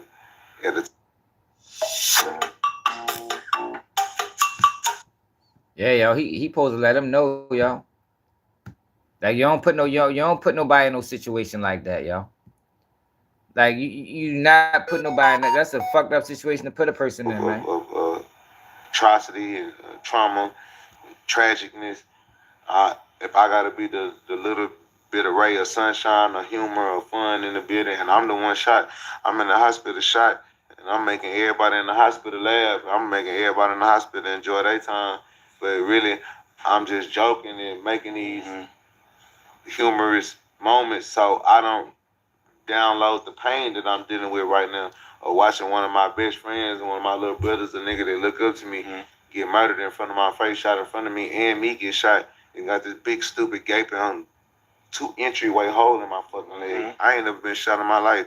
I've been running around these streets 34 years in every ghetto, every slums, or everywhere in America.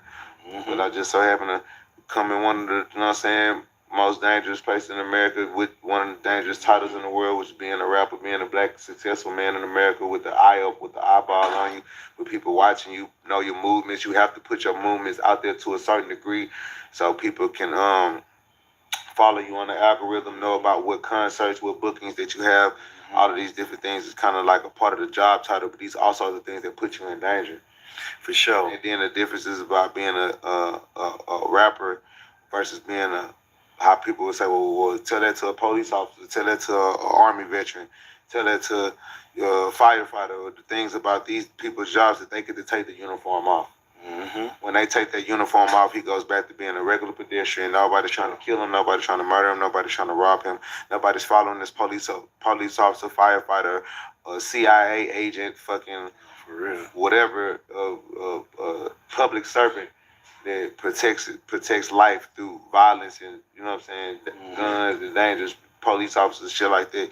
They get to take the badge off, take their uniform off, and then go back to being a regular person. There's no such thing as taking a uniform off when you're a rapper. I was finna just say that. There's no such thing as taking a uniform off when you're a street nigga, when you're a black man with money. Every day, everything you do, every post you make, every conscious decision that you make, every investment, everything you do is being watched by people that are jealous, envious, in fear. Hell yeah, Just gotcha. downright hateful, don't want you to have the things that you have, contesting, challenging, competition. It's just all of these different things that lead to negativeness and violence. Never leads to a positive outcome. And all these people are willing to do the extreme to take from you. Extreme. That's the point. You also have to incorporate. These people are willing to do the extreme to take your belongings or to take your life. And sometimes people, I always think, motherfuckers coming at the next black person or the next person in this world, a lifestyle, to take their belongings or to take their valuables. Sometimes it's about taking your life. That's it. Yeah. Sometimes motherfuckers get the joy and the Because satisfaction. that's all the fuck they wanted from Sayso P. That shit was not a robbery. That was a murder. Simple and plain. It's about taking your soul off of this earth and knowing that you're not here no more to get on their nerves, bro. Real talk. Your existence, they just can't stand it. You know what I'm saying? I'm gonna be honest with you, bro. While you sitting here and talking how you talking, you're a great leader. Everybody's not fit for your position. You know what I'm saying? You know, I feel like you understand the power that you hold. Now, I don't think it was where he you can did have something. right now a lot of chaos. Yo, for a motherfucker to But I jump feel out like- and murder, he did something. Nah, he definitely did something. I don't know if the $200,000 rumor is correct, but he did something that had them boys want him dead. And it was right around his age range. He 24, Shorty was 21 that they looking for. I don't know if they got him yet though. Like how you're turning into something else. Yeah, okay. If I wanted to, I could have motherfucking 400-500 different men, good men down here from different cities and states, including mine, around here ready to do whatever by snapping my finger in retaliation to what happened to me and my little brother. But as much as it hurt my soul and it really breaking me down, I'm damn near getting emotional right now thinking about the shit that I can't retaliate because that's not righteous. Because my brother had his own dealings as a man. See, yo, he upset, yo. He got every right to be upset. He's upset, man. At Sayso P. And he had, because he must didn't tell him. Yo, you can't invite somebody to your city and you know people trying to kill you in your city. Can't do that. That's fucked up. Because luckily for Sauce Walka, he survived. Normally in these situations, he had been the one dead. And Sayso P would have survived. That's typically how that goes, y'all. They come try to get the target. The innocent person die. The target survives. And a motherfucker had the opportunity to make me 100% accountable for the same thing that they felt. Whatever the situation is, because I still don't know what the situation is with my brother, but whatever it was, they could have held me the same level of accountable that they did him and took my life for no reason the same way. Whatever that his is taken for. So at the end of the day, I got to be a man and be an honorable gangster and respect the fact that I put myself in a place where I wasn't supposed to be standing and sitting there. But as a gangster and as a brother, I'm going to stand next to my brother no matter whatever this nigga got going on, or whatever his personal beefs or problems is. We shook hands and became in the same alliance. before that, then I gotta adapt and adopt your problems to a certain extent too. So I put my name on your face, you represent my company, I represent you. I gotta inherit some of your problems. You know what I'm saying? So at the end of the day, I'm in an entire different city and state where I have no information or dealings or ties to understand what is the real issue that's going on. And before I send my people into the motherfucking woods blind, just out of anger and, you know what I'm saying, just honor and just want to make a retaliation move just to prove a point. I'd rather be a leader and use this example and show that, yeah, I got the power, yeah, I got the respect, yeah, I got the money to continue on this chaos and this foolishness, but I'd rather use my position and what I went through as an example of, is this shit really worth it? Like, he taking it as a lesson. Sometimes, I mean, I don't. It's a lesson. Lesson learned. That's what he taking it as. Was taking my brother life really worth it? Is me trying to retaliate? That's what they do, Lamont. Some niggas for some Instagram comments and some That's what they posts. do. Or did you slide for him? This and that. Like a nigga been doing this shit since a nigga was a teenager, bro, adolescent. You know what I'm saying? Handling this business for the business, standing on the business, laying on the business, leaning on the business. You know what I'm saying? At a certain point is, when does this shit end? What is the fucking trophy for this shit besides a bunch of niggas saying, "Ooh, you him, that nigga this. Real talk. He a demon." Real talk. He's stumping. He's stepping for real. He's stumping. And now when these niggas saying that you stepping or stumping, finna help you pay for no lawyers, they're not finna take care of your kids. If they see your baby mama heartbroken and fucked up because you in dead or jail, they gonna be the nigga trying to fuck your baby mama and move in your house and sleep on your bed because he wanted to be you that bad, but he couldn't get this bitch while you sitting there in his face. Or while you active and attractive being the man that you is, he could never get this bitch, but he gotta wait for this bitch to be vulnerable and slide in on your shortcomings as a man when he's supposed to be there giving his woman support and being the step uncle, being the godfather, the god uncle, like, you know what I'm saying, being an honorary man, you know what I'm saying, and representing what fatherhood would have been if my best friend and my brother would have been here to be for you as your father. Niggas just got the whole game fucked up. So it's like me, I just want to take the opportunity that I have with the platform, the voice that I have, to try to speak out to the people that ignorance is not the answer every time. It's not. Violence, death, murder, and shit cool with niggas rapping about it, niggas living, and I'm a nigga that's for all that shit. I ain't finna never sit up here and act like I'm not of this lifestyle. I'm not cut from this cloth. I'm not built like that. And I understand that sometimes in life these things have to be done, unfortunately. And a motherfucker wish up under the sun the whole world was perfect. Kumbaya, my Lord. And could all hold hands and make music and be successful entrepreneurs and open businesses together. But the American dream is greed and dollar bills. For sure. You know what I'm saying? So I just wish that at some point it would be some type of cognitive awakening, some type of conscious rising where black men and brown men in America could realize that we're more valuable to each other alive than we are dead, killing each other. For real. And I say that to myself too. You know what I'm saying? It's much more that we could do by putting people in positions instead of putting them 6 feet underground. And you're not just talking this, you're really actually doing this. So, yeah, I'm doing this shit. You know what I'm saying? I'm here. I'm in Memphis because I'm creating that underground railroad of young entrepreneurs and young black men and young men of color who just want to be successful and want to be greater. My relationship with Sayso P ain't about nothing but being a superstar, a rapper, a made man. We have a studio together in Miami. Yep. We got small businesses that we've been growing together and shit. Like, this nigga been helping me with my boat company, been helping me get other artists for years and shit. Like, this nigga his whole life and energy wasn't surrounded around chaos, but I'm not gonna act like my nigga wasn't no gangster either. You know what I'm saying? Sometimes gangsters gotta cry, sometimes gangsters gotta die. Yep. You know what I'm saying? I hate it had to be with me on my time, on his time, in his city. The first time that I came to his city, that shit gay, shit lame, shit fucked up. But like I said, when it's somebody else's situation or it's another person, I gotta feel the same way I feel when it's somebody else that's not just as attached to me, it's close to me. Like, Nigga, this, like they say, niggas die every day. Like what's this up, shit. Nikki? And it's sad, it's horrible that a nigga is desensitized like that. That shit is horrible. That shit is sad. It make you feel like you're not a human. It make you feel like you're an evil person. Yeah. But it's just, that's why they got shit called post-traumatic distress for people that have been in the Navy and the Army and see death so frequently. Mm-hmm. People that just don't have the time to dwell or rekindle their feelings and their emotions within their emotional state, their soft place, their you know what I'm saying? Because pain and suffering and stress and turmoil, that's not even femininity. That's just poverty.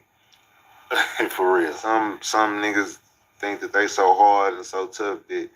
Yeah, you gotta think Sauce Walka been around for a while. For you to get shot in the city opposite of his, that shit probably like was like, wow. From cancer, whatever it is, it comes. You got shot behind somebody else's bullshit. Motherfuckers think like, oh, that's the sign of a nigga being a bitch or being a soft because a nigga have emotional reaction.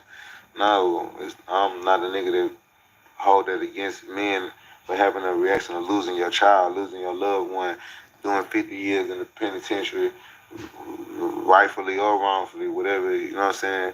But crying and tears just ain't gonna change the reality. It's not. This shit don't change what the reality is, and if you're a person like myself, you gotta keep stumping and keep marching.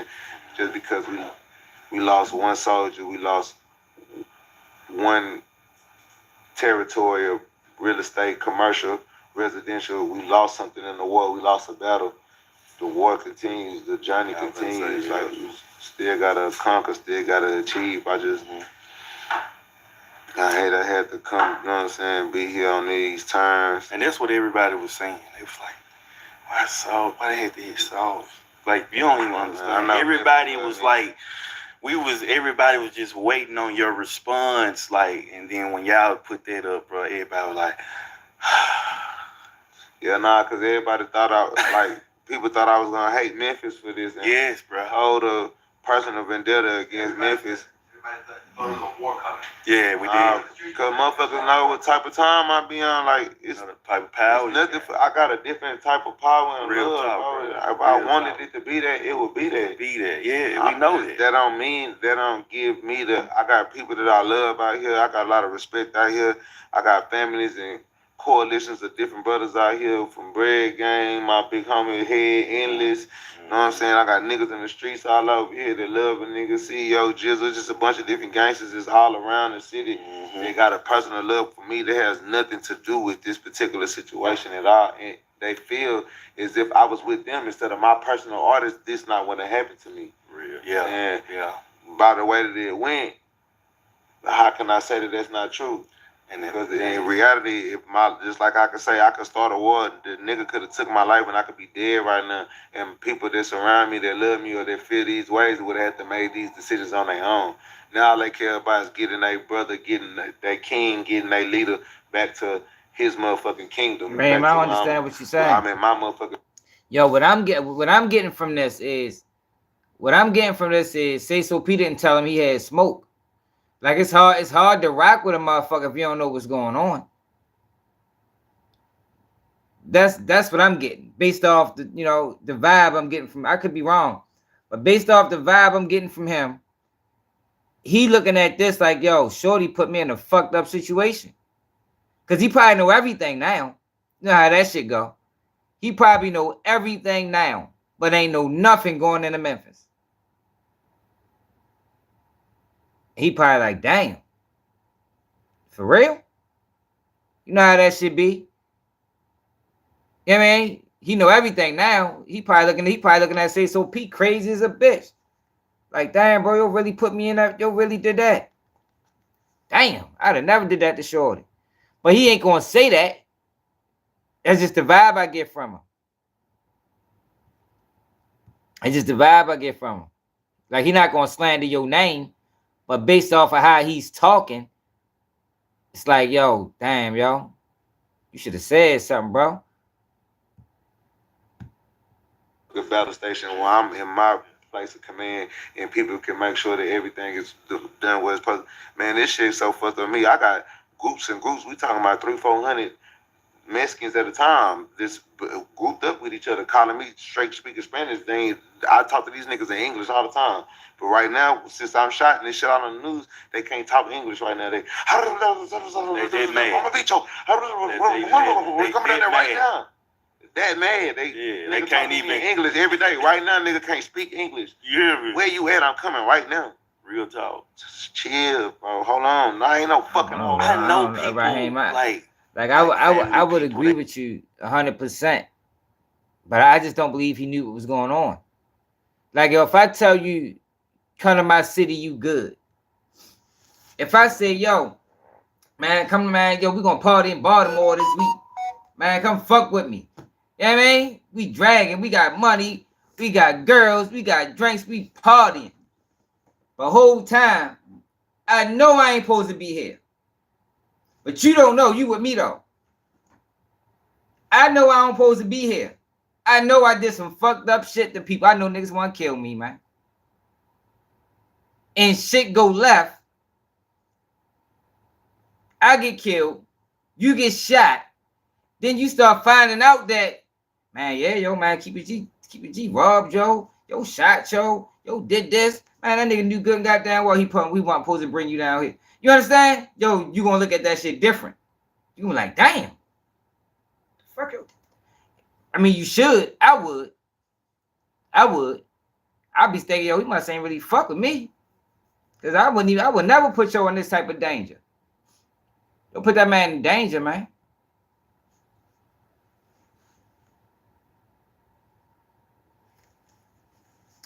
Yeah, because he know what the fuck going on. He found out afterwards, though. You know, afterwards, man, everybody get to calling you. Man, boy, where you at? I'm ready to pull up on you. Man, you know, and he probably amazed about some of the shit he heard. You feel me? They calling like, Sauce, what are you doing? Like, why you haven't left yet? Like, I know they've been on you tough about that. But they know how you is, though. Yeah, because once again, all of these things are just different characteristics and tests and fucking just obligations that you have to stand on as your own as a man and as a leader and as a person of honor that has the honor, that has the love and the fellowship that has. What you gotta understand is, right? Let me say this, yo. What people gotta understand is, yo, once you get to a certain age, yo, you can't crash out no more. It ain't no more right or wrong. That shit applied when we was teenagers. But yo, once we become adults and I got kids and people that depend on me, yo, I can't ride right or wrong. I can't do it. Now, if I can ride on right, I can't ride on wrong. I can't throw my life away off a wrong decision you made. Can't do it, y'all. People gotta understand that. That's where Dirk went wrong at. Dirk went wrong in that situation. King Von was wrong. You gotta have enough understanding to be like, yo, and it hurts. Don't get me wrong. It fucks you up when you gotta make that determination to where it's always like, damn, man, they killed my man. But yo was geeking. Yo was geeking. I can't throw my life away now because he was geeking, and I think that's what Sauce Walka had with it. I think he's making the right decision.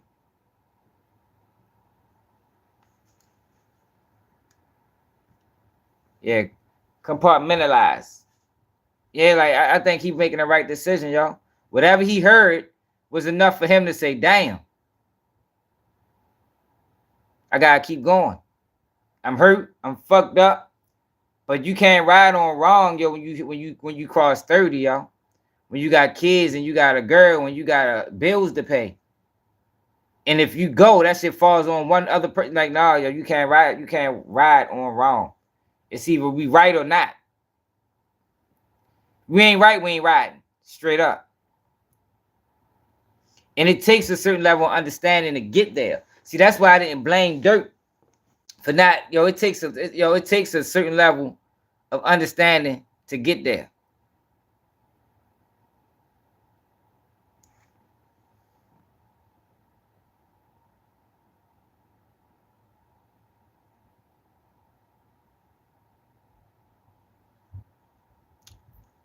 I ain't talking about him getting spared, right? You ain't understand what I just said? I'm talking about him crashing out. He can't crash out off this situation if Sayso P was wrong. Because he's going to go to prison. Because that's how life works. That's why Dirk is in prison.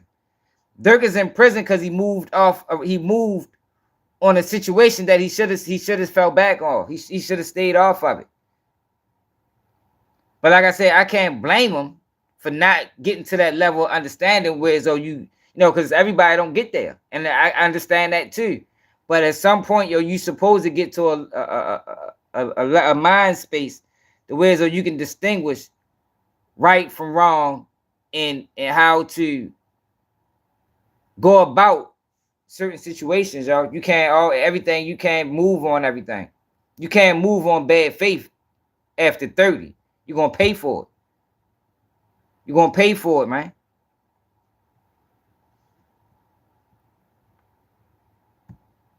All of these different people that's willing to put their lives and their freedom and their personal family situations on hold or at risk for my well-being.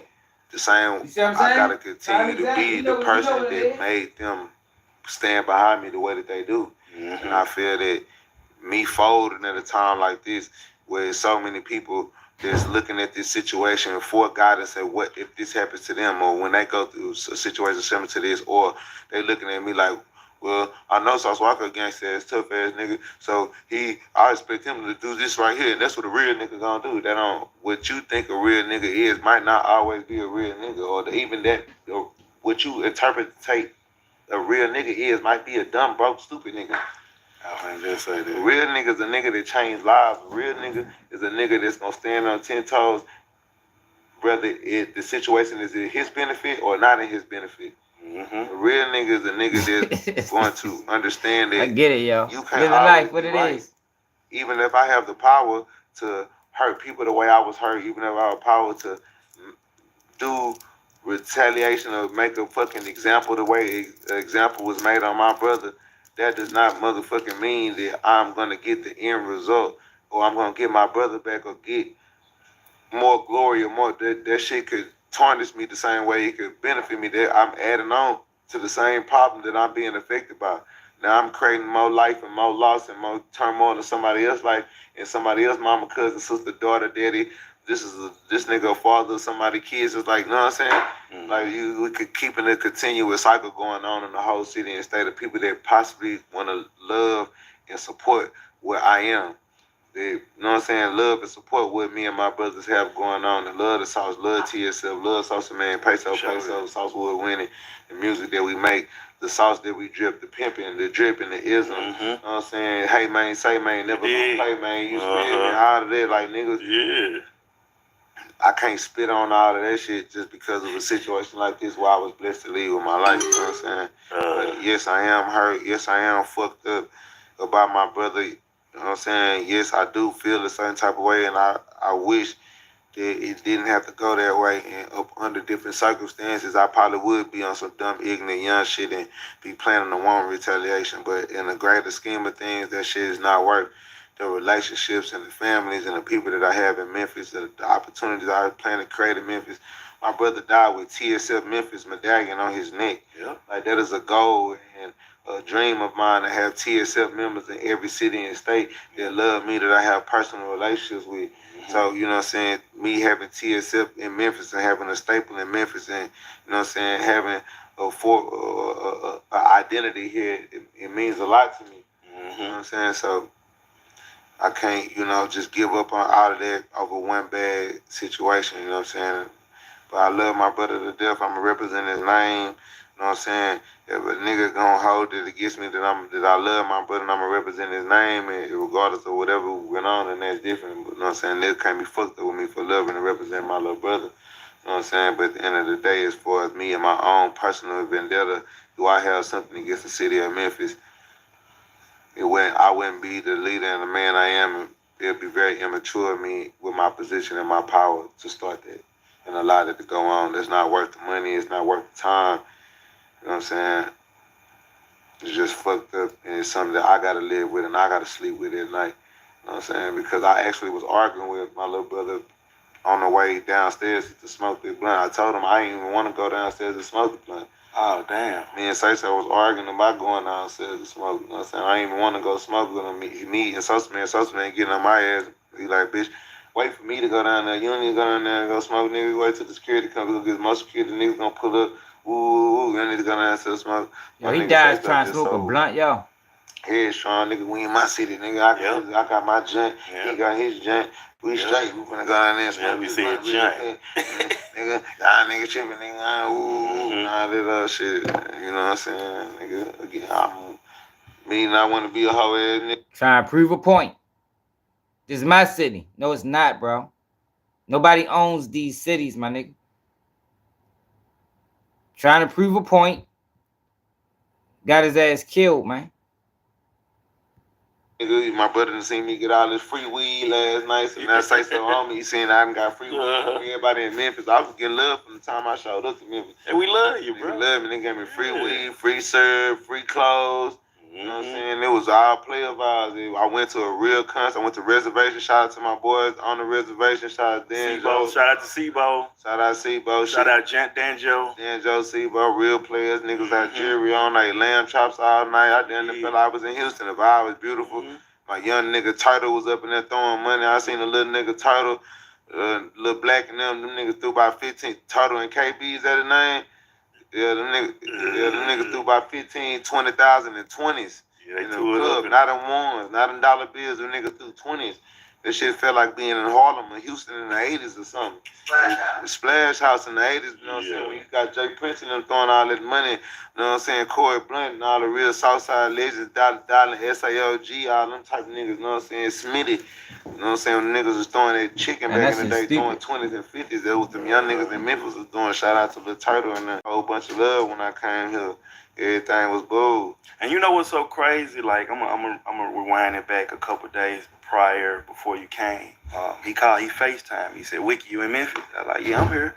He like, I'm coming down there with Salsa Man. Sauce not coming. You didn't supposed to come. I wasn't supposed to come. That's the fine print, so you know I'm not lying. So he called me, he was like, I want to do an interview with you and Sauce Man. I'm like, cool. He like, Sauce ain't coming. I'm like, that's cool, we'll catch up with him. He like, we just talking and stuff. And it's a conversation nobody's had. He said, when Peso came down there, Peso was down here kind of slick by himself in a bright red truck with the big Mexican stuff on the back of it. He was like, Wiki, I told Peso he can't be down there like that. He was scaring me the whole time. I was like, make sure you're in the hotel. Make sure you're doing that, because if anything happened to you down there, that's going to be my fault. You know what I'm saying? I'm like, you're right, bro. You're right. He was like, yes. But yeah, well, Sauce ain't coming, bro. I'm like, all right, cool. Nigga, I ain't supposed to be listening to his fat ass. That little nigga ain't say so bitch ass. That number 24 years old. Bitch ass nigga, you better could protect this around this whole bitch. Niggas should have kept what we doing. That's why I take responsibility. That's why I feel fucked up with, because I'm trying to let my little bro be the leader in his city, because that's his city. I'm trying to let him be a man and be a boss. I don't want to make him feel less of a king, less of a gangster. Like, nigga, or make you be like, nigga, I don't trust your security or your... I know how I've been moving in city to city, state to state. I know how I train my little niggas, the people around me to move. And we also have what's called hospitality. We also have what's called respect, courtesy. We know how to motherfucking have conversations amongst men that's all violent, but everybody know how to be players and create community and union and shit like that. You know what I'm saying? Nigga know how to be in a room full of wolves and not be a sheep. You know what I'm saying? So at the end of the day, we don't feel uncomfortable in these violent surroundings, because come with love. From the same thing, nigga, come with love. Nigga from Chicago, Houston, Alabama, Louisiana. Like, nigga, I got spillers. I done lived in so many different places. So when I found out you were from Chicago, moved it. Oh, that was just, come on, man. You shot a lot of music videos in Chicago. People can't do that. Chicago, buried my grandma in Chicago, buried my little brother in Chicago, paid for all three of them funerals. All three of them funerals got paid by me and Sauce Gohan. My little brother, me and my little Gohan. Me and my little brother paid for all the funerals in our family in Chicago. Buried all of them. And we're kids. We 22 and 27 and 28. And then I got 30.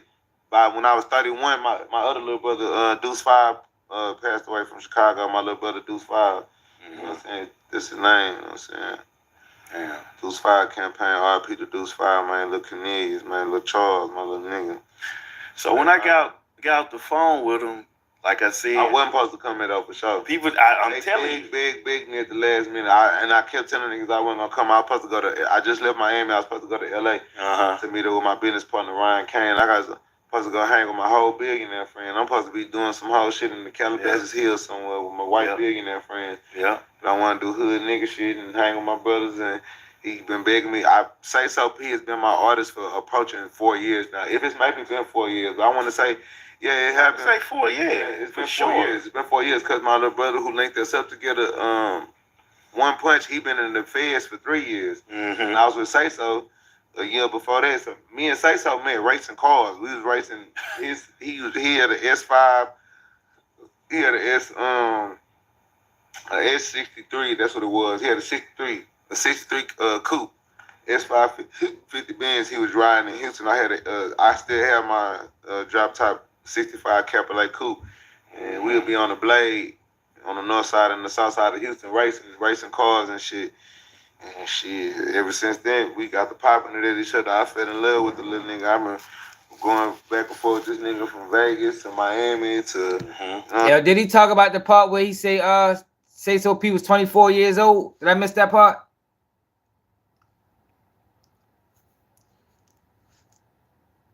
Did I miss that part, y'all? He said something about him being only 24. I'm saying, but I always never came to Memphis. It just never made sense. God damn it. Memphis I missed it. Let me go back there. That was a good point he made. Funerals. All three of them funerals got paid by me and how I've been moving in city to city, state to state. And stuff on the back of it. He was like, Wicked. I told Peso he can't be down there like that. He was scaring me the whole time. I was like, make sure you're in the hotel.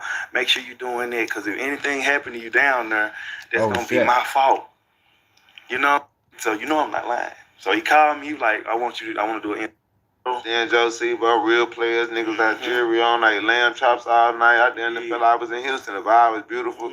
My young nigga Turtle was up in there throwing money. I seen a little nigga Turtle.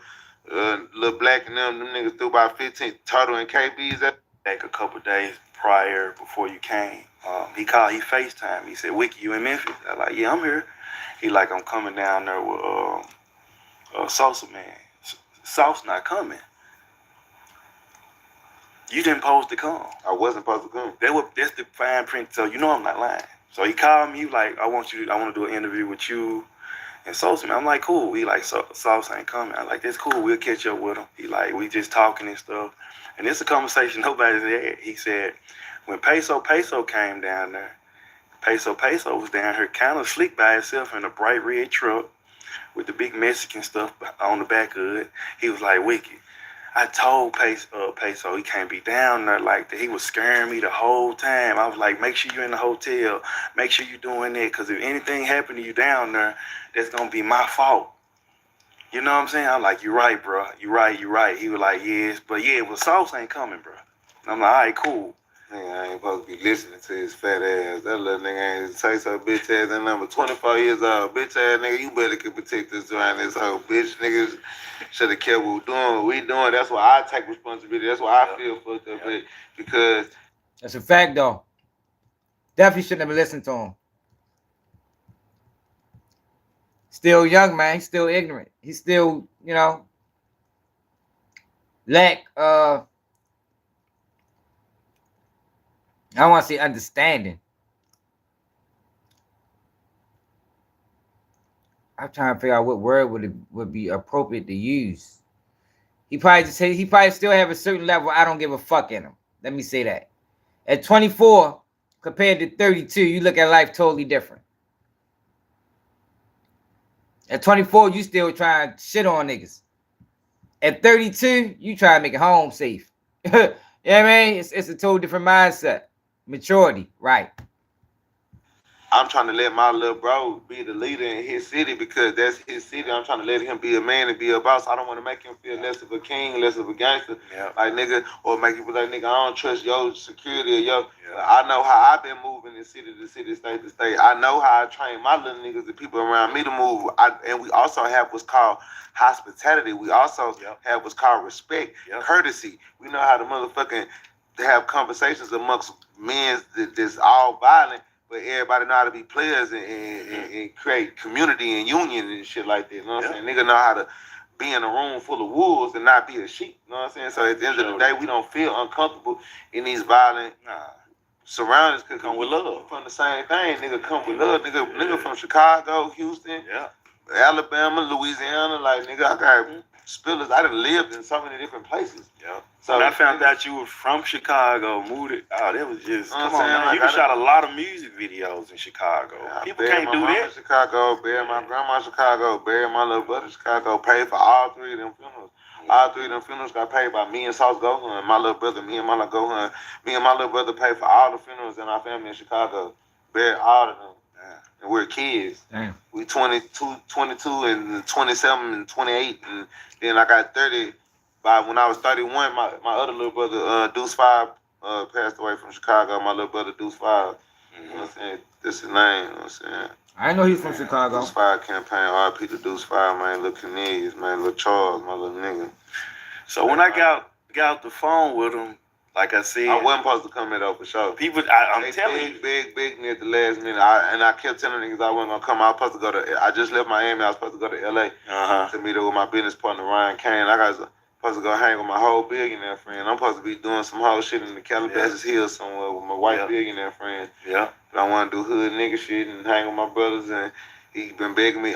Sayso P has been my artist for approaching 4 years now. If it's maybe been 4 years, but I want to say, yeah, it happened. Say 4 years. It's been 4 years. It's been 4 years because my little brother who linked us up together, One Punch, he been in the feds for 3 years. And I was with Sayso a year before that. So me and Sayso met racing cars. We was racing. He had an S5. He had a S63. That's what it was. He had a 63. A 63 coupe, S550 Benz. He was riding in Houston. I still have my drop top 65 Capital coupe, and we'll be on the blade on the north side and the south side of Houston racing cars and shit. And shit, ever since then we got the popping at each other. I fell in love with the little nigga. I remember going back and forth with this nigga from Vegas to Miami to, you know what I'm saying? But I always never came to Memphis. It just never made sense for me to come to Memphis with him, you know what I'm saying? Like, because I'm a person of business. Yeah, I'm going to come here to chill with you and chill with my artists, but I'm still going to make the most out of every trip. That's just the entrepreneur in me. That's just me. You know what I'm saying? So that's just you. I always want to have other opportunities, you know what I'm saying, other different, portals and, you know what I'm saying, avenues to create some type of wealth, some type of money, some type of new business venture. And in these places that I go to, advertising, marketing, I just have to see more than the face value. So, Sayso, he would keep coming back home when every day. He'd be like, okay, but you need to get on Wicked Films, but you need this type of superior. He seen me wearing Calabasas one day. This nigga the Memphis. I know the nigga. For sure. Nigga, my nigga T-Mate, nigga, put you on the phone. So then that's why I just started talking to T. I've been on the phone with T 2 years now, talking about the pants and when I'm going to come in. I'm in way in New Orleans. And Sayso's one thing about, bro, like, Splat gonna follow me wherever in America. Like, as much as he could, Splat gonna make sure he follow me. Like, that's one thing about Drip. He gonna follow a nigga, like, wherever we is. Ain't had no problem with connecting the dots. Yeah, he a boss. You don't find nobody that most niggas will be haters. He's not a hater. He gonna pass the ball. He pass it. Pass the ball. He gonna that's what I respect about him. He don't get starstruck. That's one thing with my young nigga. My nigga been getting money. He wasn't no roach ass nigga out here stealing money and borrowing money. None of that shit. My little nigga gonna get him some paper. He gonna get him some chick. He gonna get that chicken on. He gonna get that on. Can I ask you this? You can answer if you want to. There's a lot of stuff on the vlogs, like he stole 200,000 and all that shit. You just did. I really can't just get into the details. All I can say is my nigga wasn't no thief. My nigga wasn't no bum. He wasn't no roach. You know what I'm saying? He ain't need nobody money. He been getting money. He never came to me asking me for money for no record deal. He never did no crumb, bro, stealing, conniving. Bro was a player. If he ever made some money from you, he beat you out your money.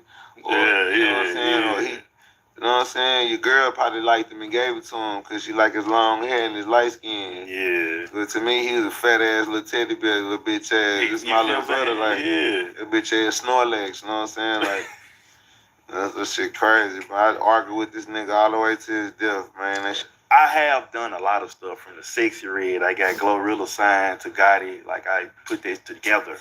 You know what I'm saying? Like, Gotti was like, I'm like, nah, Gotti, she won. You know what I'm saying? Like, for real. The millions and millions of streams, the millions of subscribers on YouTube. Yeah, million. Everything like that. From the time that he started introducing me to you, like, really into the, he not letting me miss none of them moments. Yeah. You came with the balloons on there, Sayso sent it to me. Yeah, nigga, you see my nigga, nigga, yeah, nigga, million followers, million subscribers, nigga. You feel me? You know what I'm saying? And you know what's so crazy? I just physically met him in Miami. Damn. So he just a Memphis supporter of you, like, you know my energy. I'm good energy, yeah. You know what I'm saying? Like, and I think he thought he couldn't come to my platform unless you or Peso came with me, yeah. And I had to tell him, like, no, bro, I ain't like that. Come holler at me. You see what I'm saying? Yeah. Even when we was in Miami, he tried to get, you gone? I'm like, I'm gone. You know, he be bullshitting on a lot of shit. Yeah. Like, he be like, I'm going to do it tomorrow. I'm going to do it. I'm like, nah, you got to go and do it. And right now, I'm just thinking, like, did y'all ever get it or not? We didn't. Yeah. And this is the thing I want to say on the camera, bro, to you young guys that's out here doing music, you're in the streets. Get much footage of yourself as possible. Many interviews, talking, photos.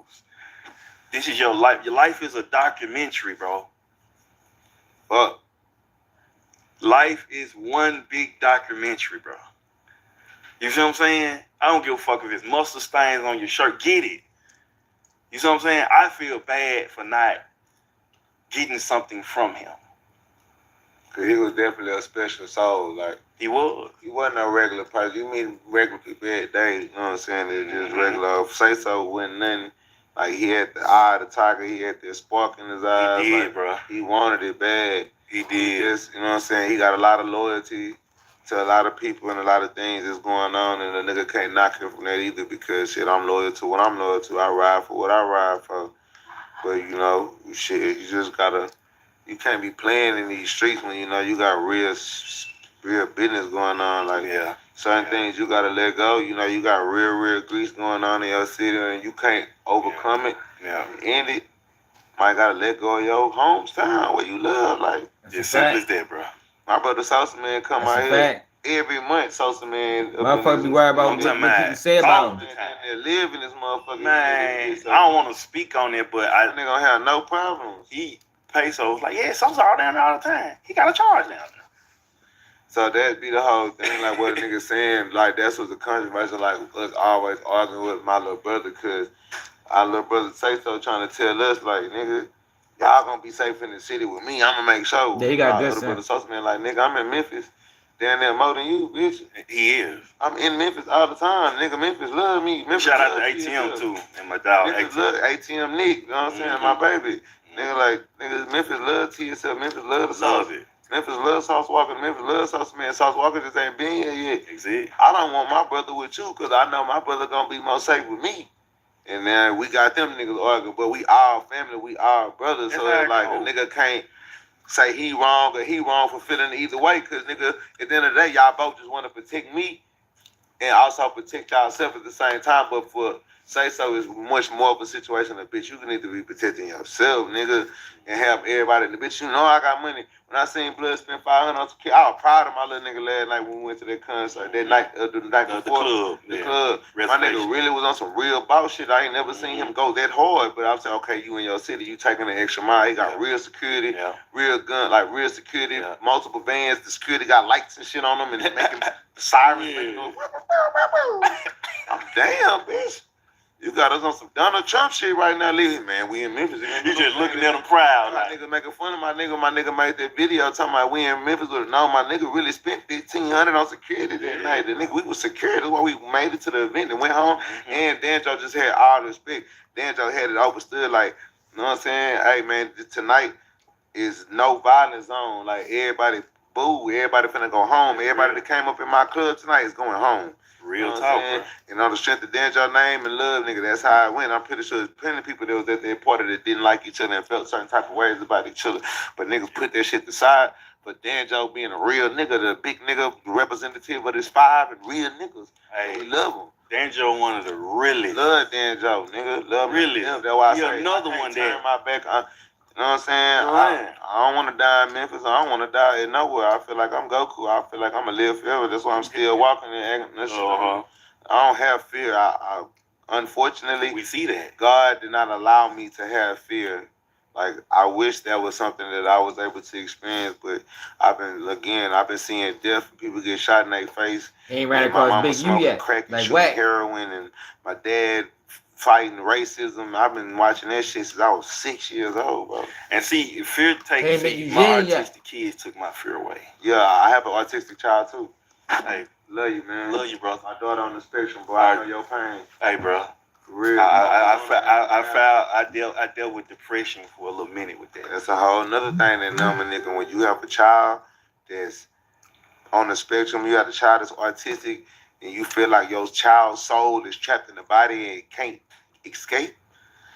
That shit, what is a lot of these things that people emotionally attach to? Like, now I know it's been your hustle so crazy. Yeah. See, I vow ain't nobody taking care of mine. I feel it. Respect it. That's how I feel like I'll never let another man put the money and the finances in her life.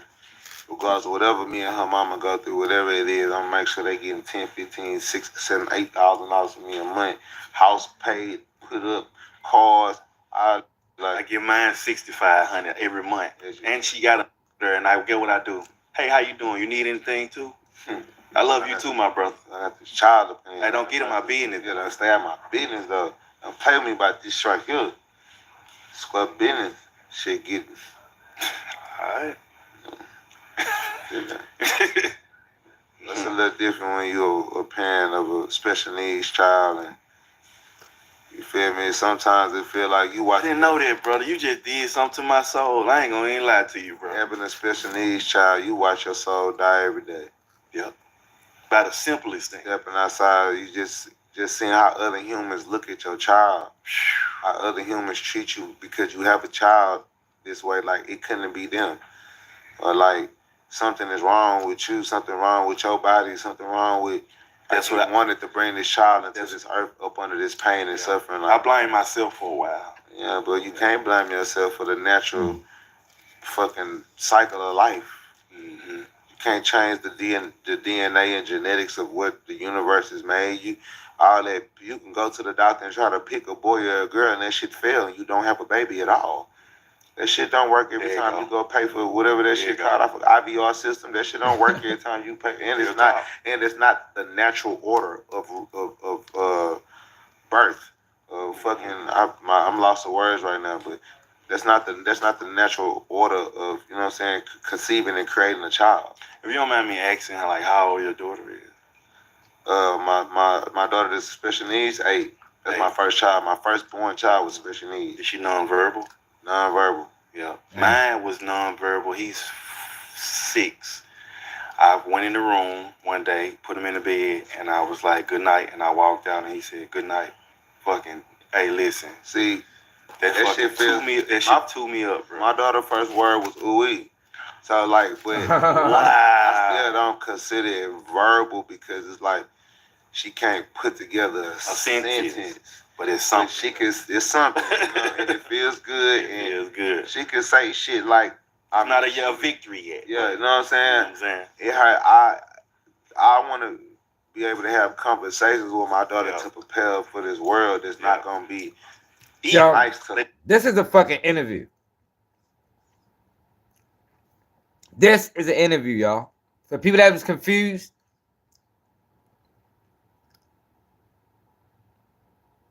Adam 22 need to take notes. Like this is what interviews used to look like. Shit like this. Casual conversation. Now they talking about shit that's going on, but they ain't going into detail. They ain't doing none of that. It's a great interview right here, man. Sleep to these boys, man. They're not gonna be like us. They're not gonna protect her, and you know what I'm saying, and want. Cause my daughter is one of the type of kids, special needs, that she don't have. Yeah, right, exactly. No emotions That's what it's supposed to be towards. Like about. all she knows is laughter. All she understands is happy. Like she don't feel pain. She don't see danger. She don't. I know. Yeah. She don't see sadness. Like if you whoop her, like her tears gonna come on some. Why? And then she go right back to laughing. Slapping the shit out you type shit. Like she's always just joy, happy. But that's not the world that we live in, baby. And you can't even have a conversation to say, hey, don't do this. I don't like that.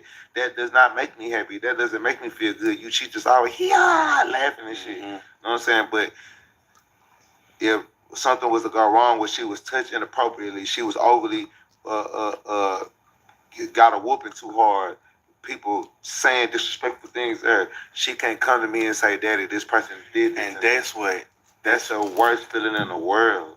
And I tell people all the time, like I said, bro, listen, I don't know what I might do to somebody if they touch my son. It's gonna be instantly murder. Like I would blank out, bro.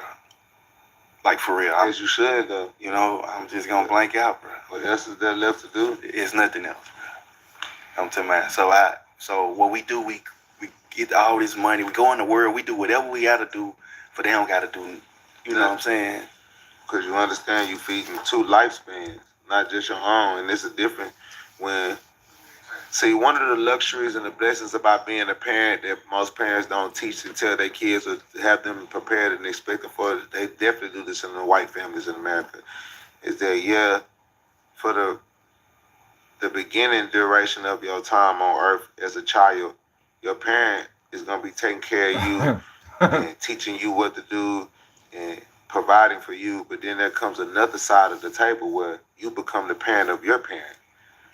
Now you telling your parent how technology is working, what they should invest in, what neighborhoods they should live in, what car they should buy. Now you helping your parents pay bills and providing them with toilet tissue and diapers and cars and things that they need. And now you being a fucking adult and a caretaker and a provider of the person that was doing that for you. And it's a honor and it's a blessing, it's an achievement to get to that ladder, to get to that status and to get to that level, to make it to that destination in life, to be able to take care of the people that took care of you, to be able to teach the people that taught you, to be able to lead the people that led you. That's a destination. That's a trophy. That's an accomplishment. That's an accolade. But it's also a responsibility and a duty for those who had parents or had people that's in their life that actually took the sacrifices and took the chances, or even if they didn't physically or financially have the. I ain't gonna steal that whole interview. It's a hell of an interview though, man.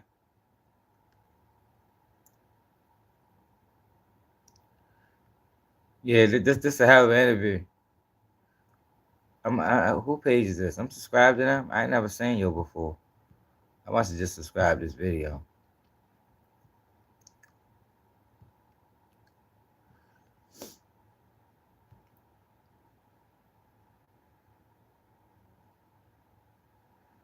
Oh, no, that view's not real.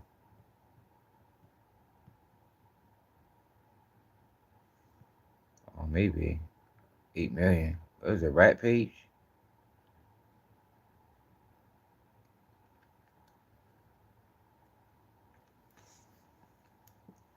What the fuck they start doing podcasting?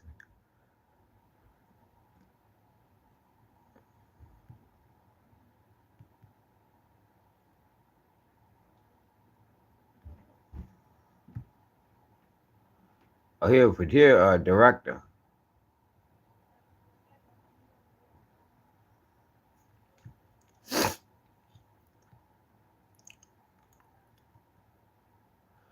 So he's just supposed to Memphis artist. He's a director.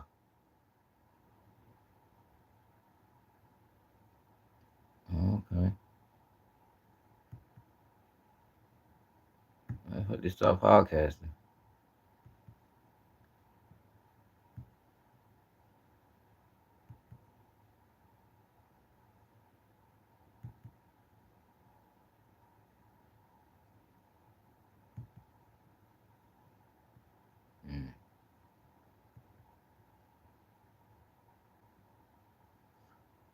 Oh, yo was on here. The one nigga. I be tripping off y'all. Little pistol.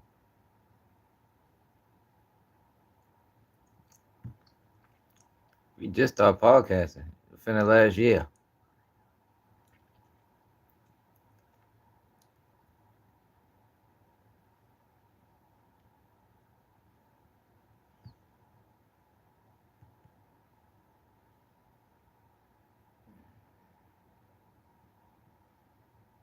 Okay. It is what it is. Devon, what it is. Did we cover every topic? Getting tired, y'all. I didn't go to sleep last night. Gotta go. It's fucking 7 o'clock. God damn.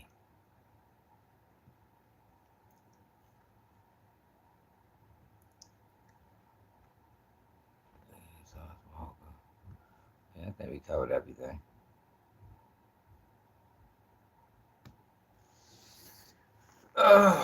You think who working, bro? Who you talking about? Who working? The YouTuber? The dude, the video? I don't think he working. Mm-mm.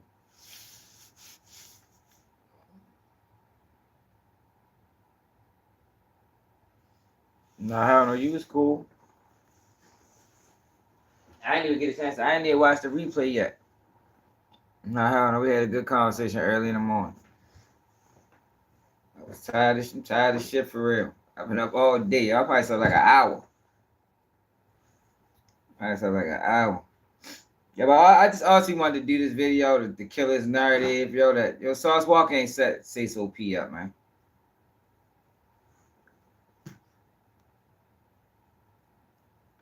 No, he cool. He just started podcasting. Excuse me. So he's a producer. You know what I mean? He shot videos. He ran it up shooting videos. And he just transitioned to podcasting recently. No, he's solid. More than likely. It depends, bro. It's late as shit. I ain't need to take a nap. Probably get up at 10 o'clock.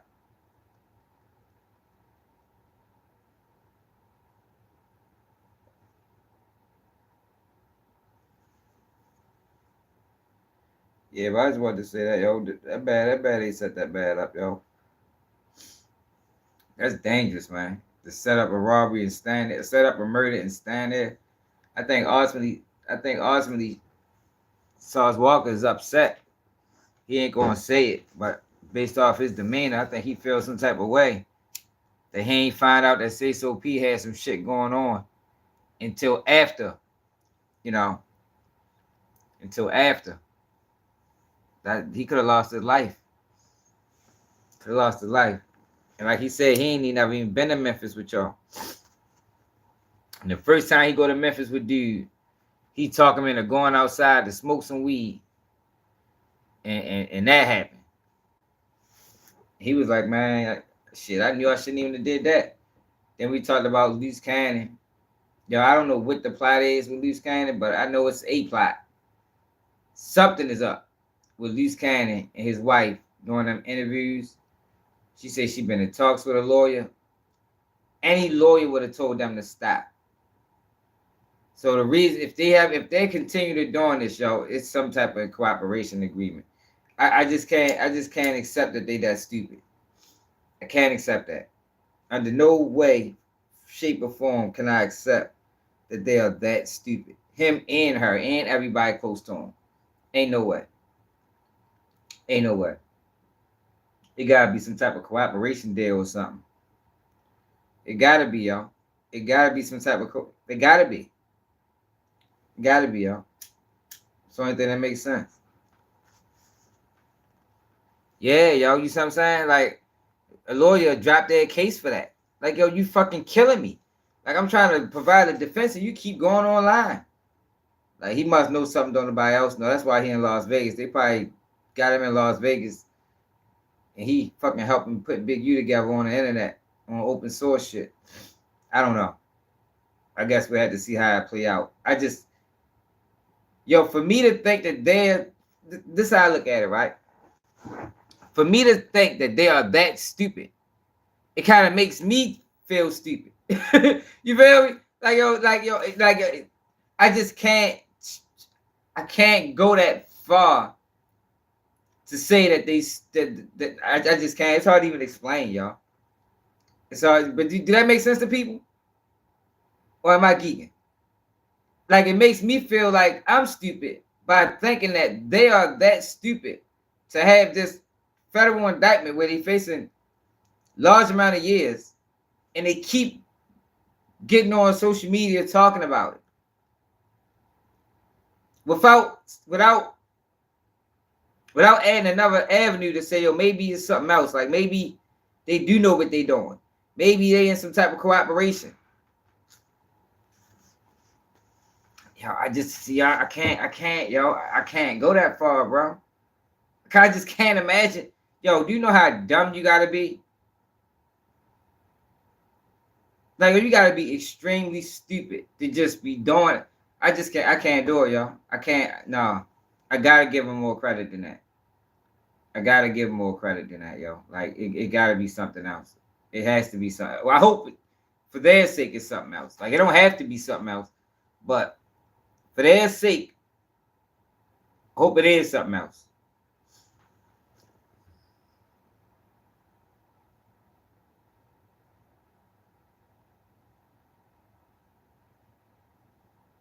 Oh yeah. Yeah, yo, sometimes you gotta know when to let it go, yo. That's what fucked Dirk up, yo. At a certain age, yo, you can't move off bad faith.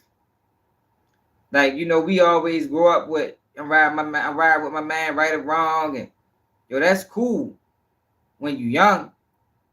Yeah, but once you cross 30 and you got kids and you got bills and you got responsibilities, yo, you can't ride right or wrong no more, bro.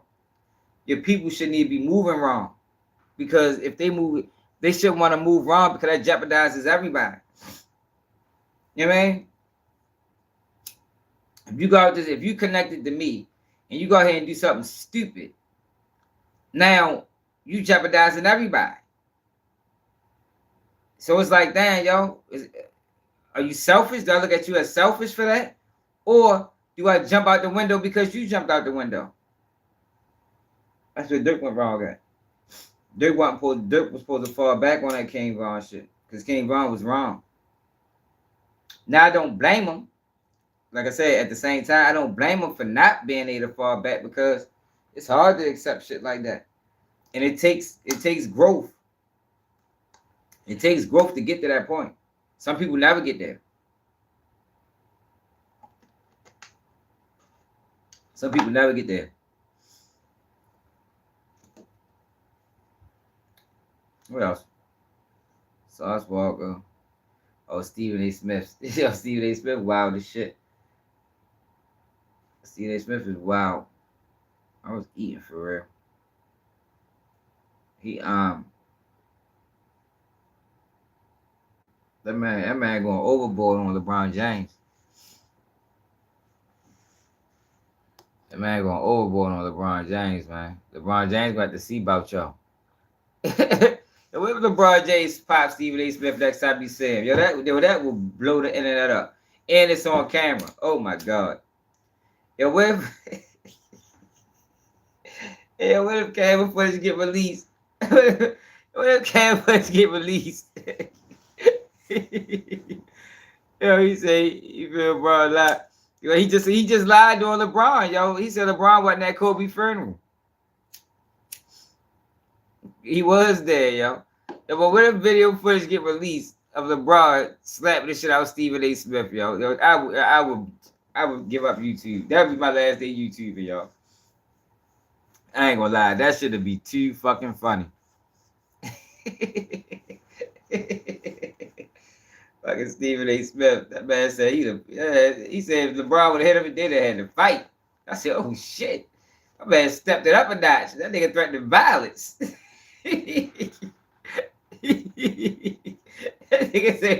nigga Stephen A. threatening violence. He ain't playing with LeBron. He's sick of him. Then he doubled down and start questioning the man's integrity. Man, you ain't go to Dwayne Wade Hall of Fame speech. You missed Kobe funeral.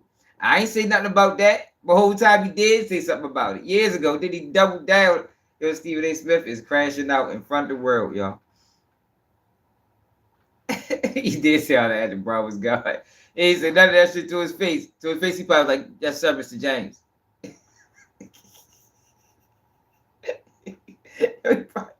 He probably called him Mr. James. Yes, yes, sir, Mr. James. They get on the internet and fucking go on a fucking 2 weeks, 3 weeks long run on the nigga. Yo, Stephen A. Wild, man. Call that man Mr. James.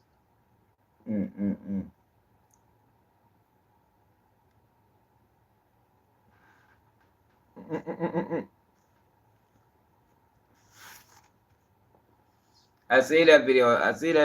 He and that bitch sparring this shit. Looking about slow as a bitch. He better throw that punch on nobody. My son will weave that bitch. My youngest son. Nigga Stephen A. trying to throw that weak ass uppercut. My youngest son will weave his ass. Catch him with a 2-piece. Blue. Fuck wrong with you, Stephen A. Your old ass down, nigga. Put him on his pockets. That's on 11. Put him on the motherfucking pockets. Yo, shit funny, yo. But yo, I'm ready to go, yo. I'm tired. I gotta try to get a little nap in before 11 o'clock. What you say, yo? He said he what? He said he wish bro would have busted. That nigga lied. That nigga is lying, bro. Because he should have said all of that down. He pulled a whack 100 move. Eugene, he pulled a don't do it, LeBron. He's fucking. Hey, whenever motherfucker bluffing, they were funny as shit. Hey, let me take a nap. Y'all getting tired, yo. I appreciate everybody that tapped in, yo. It's another day keeping you news, and I'm out.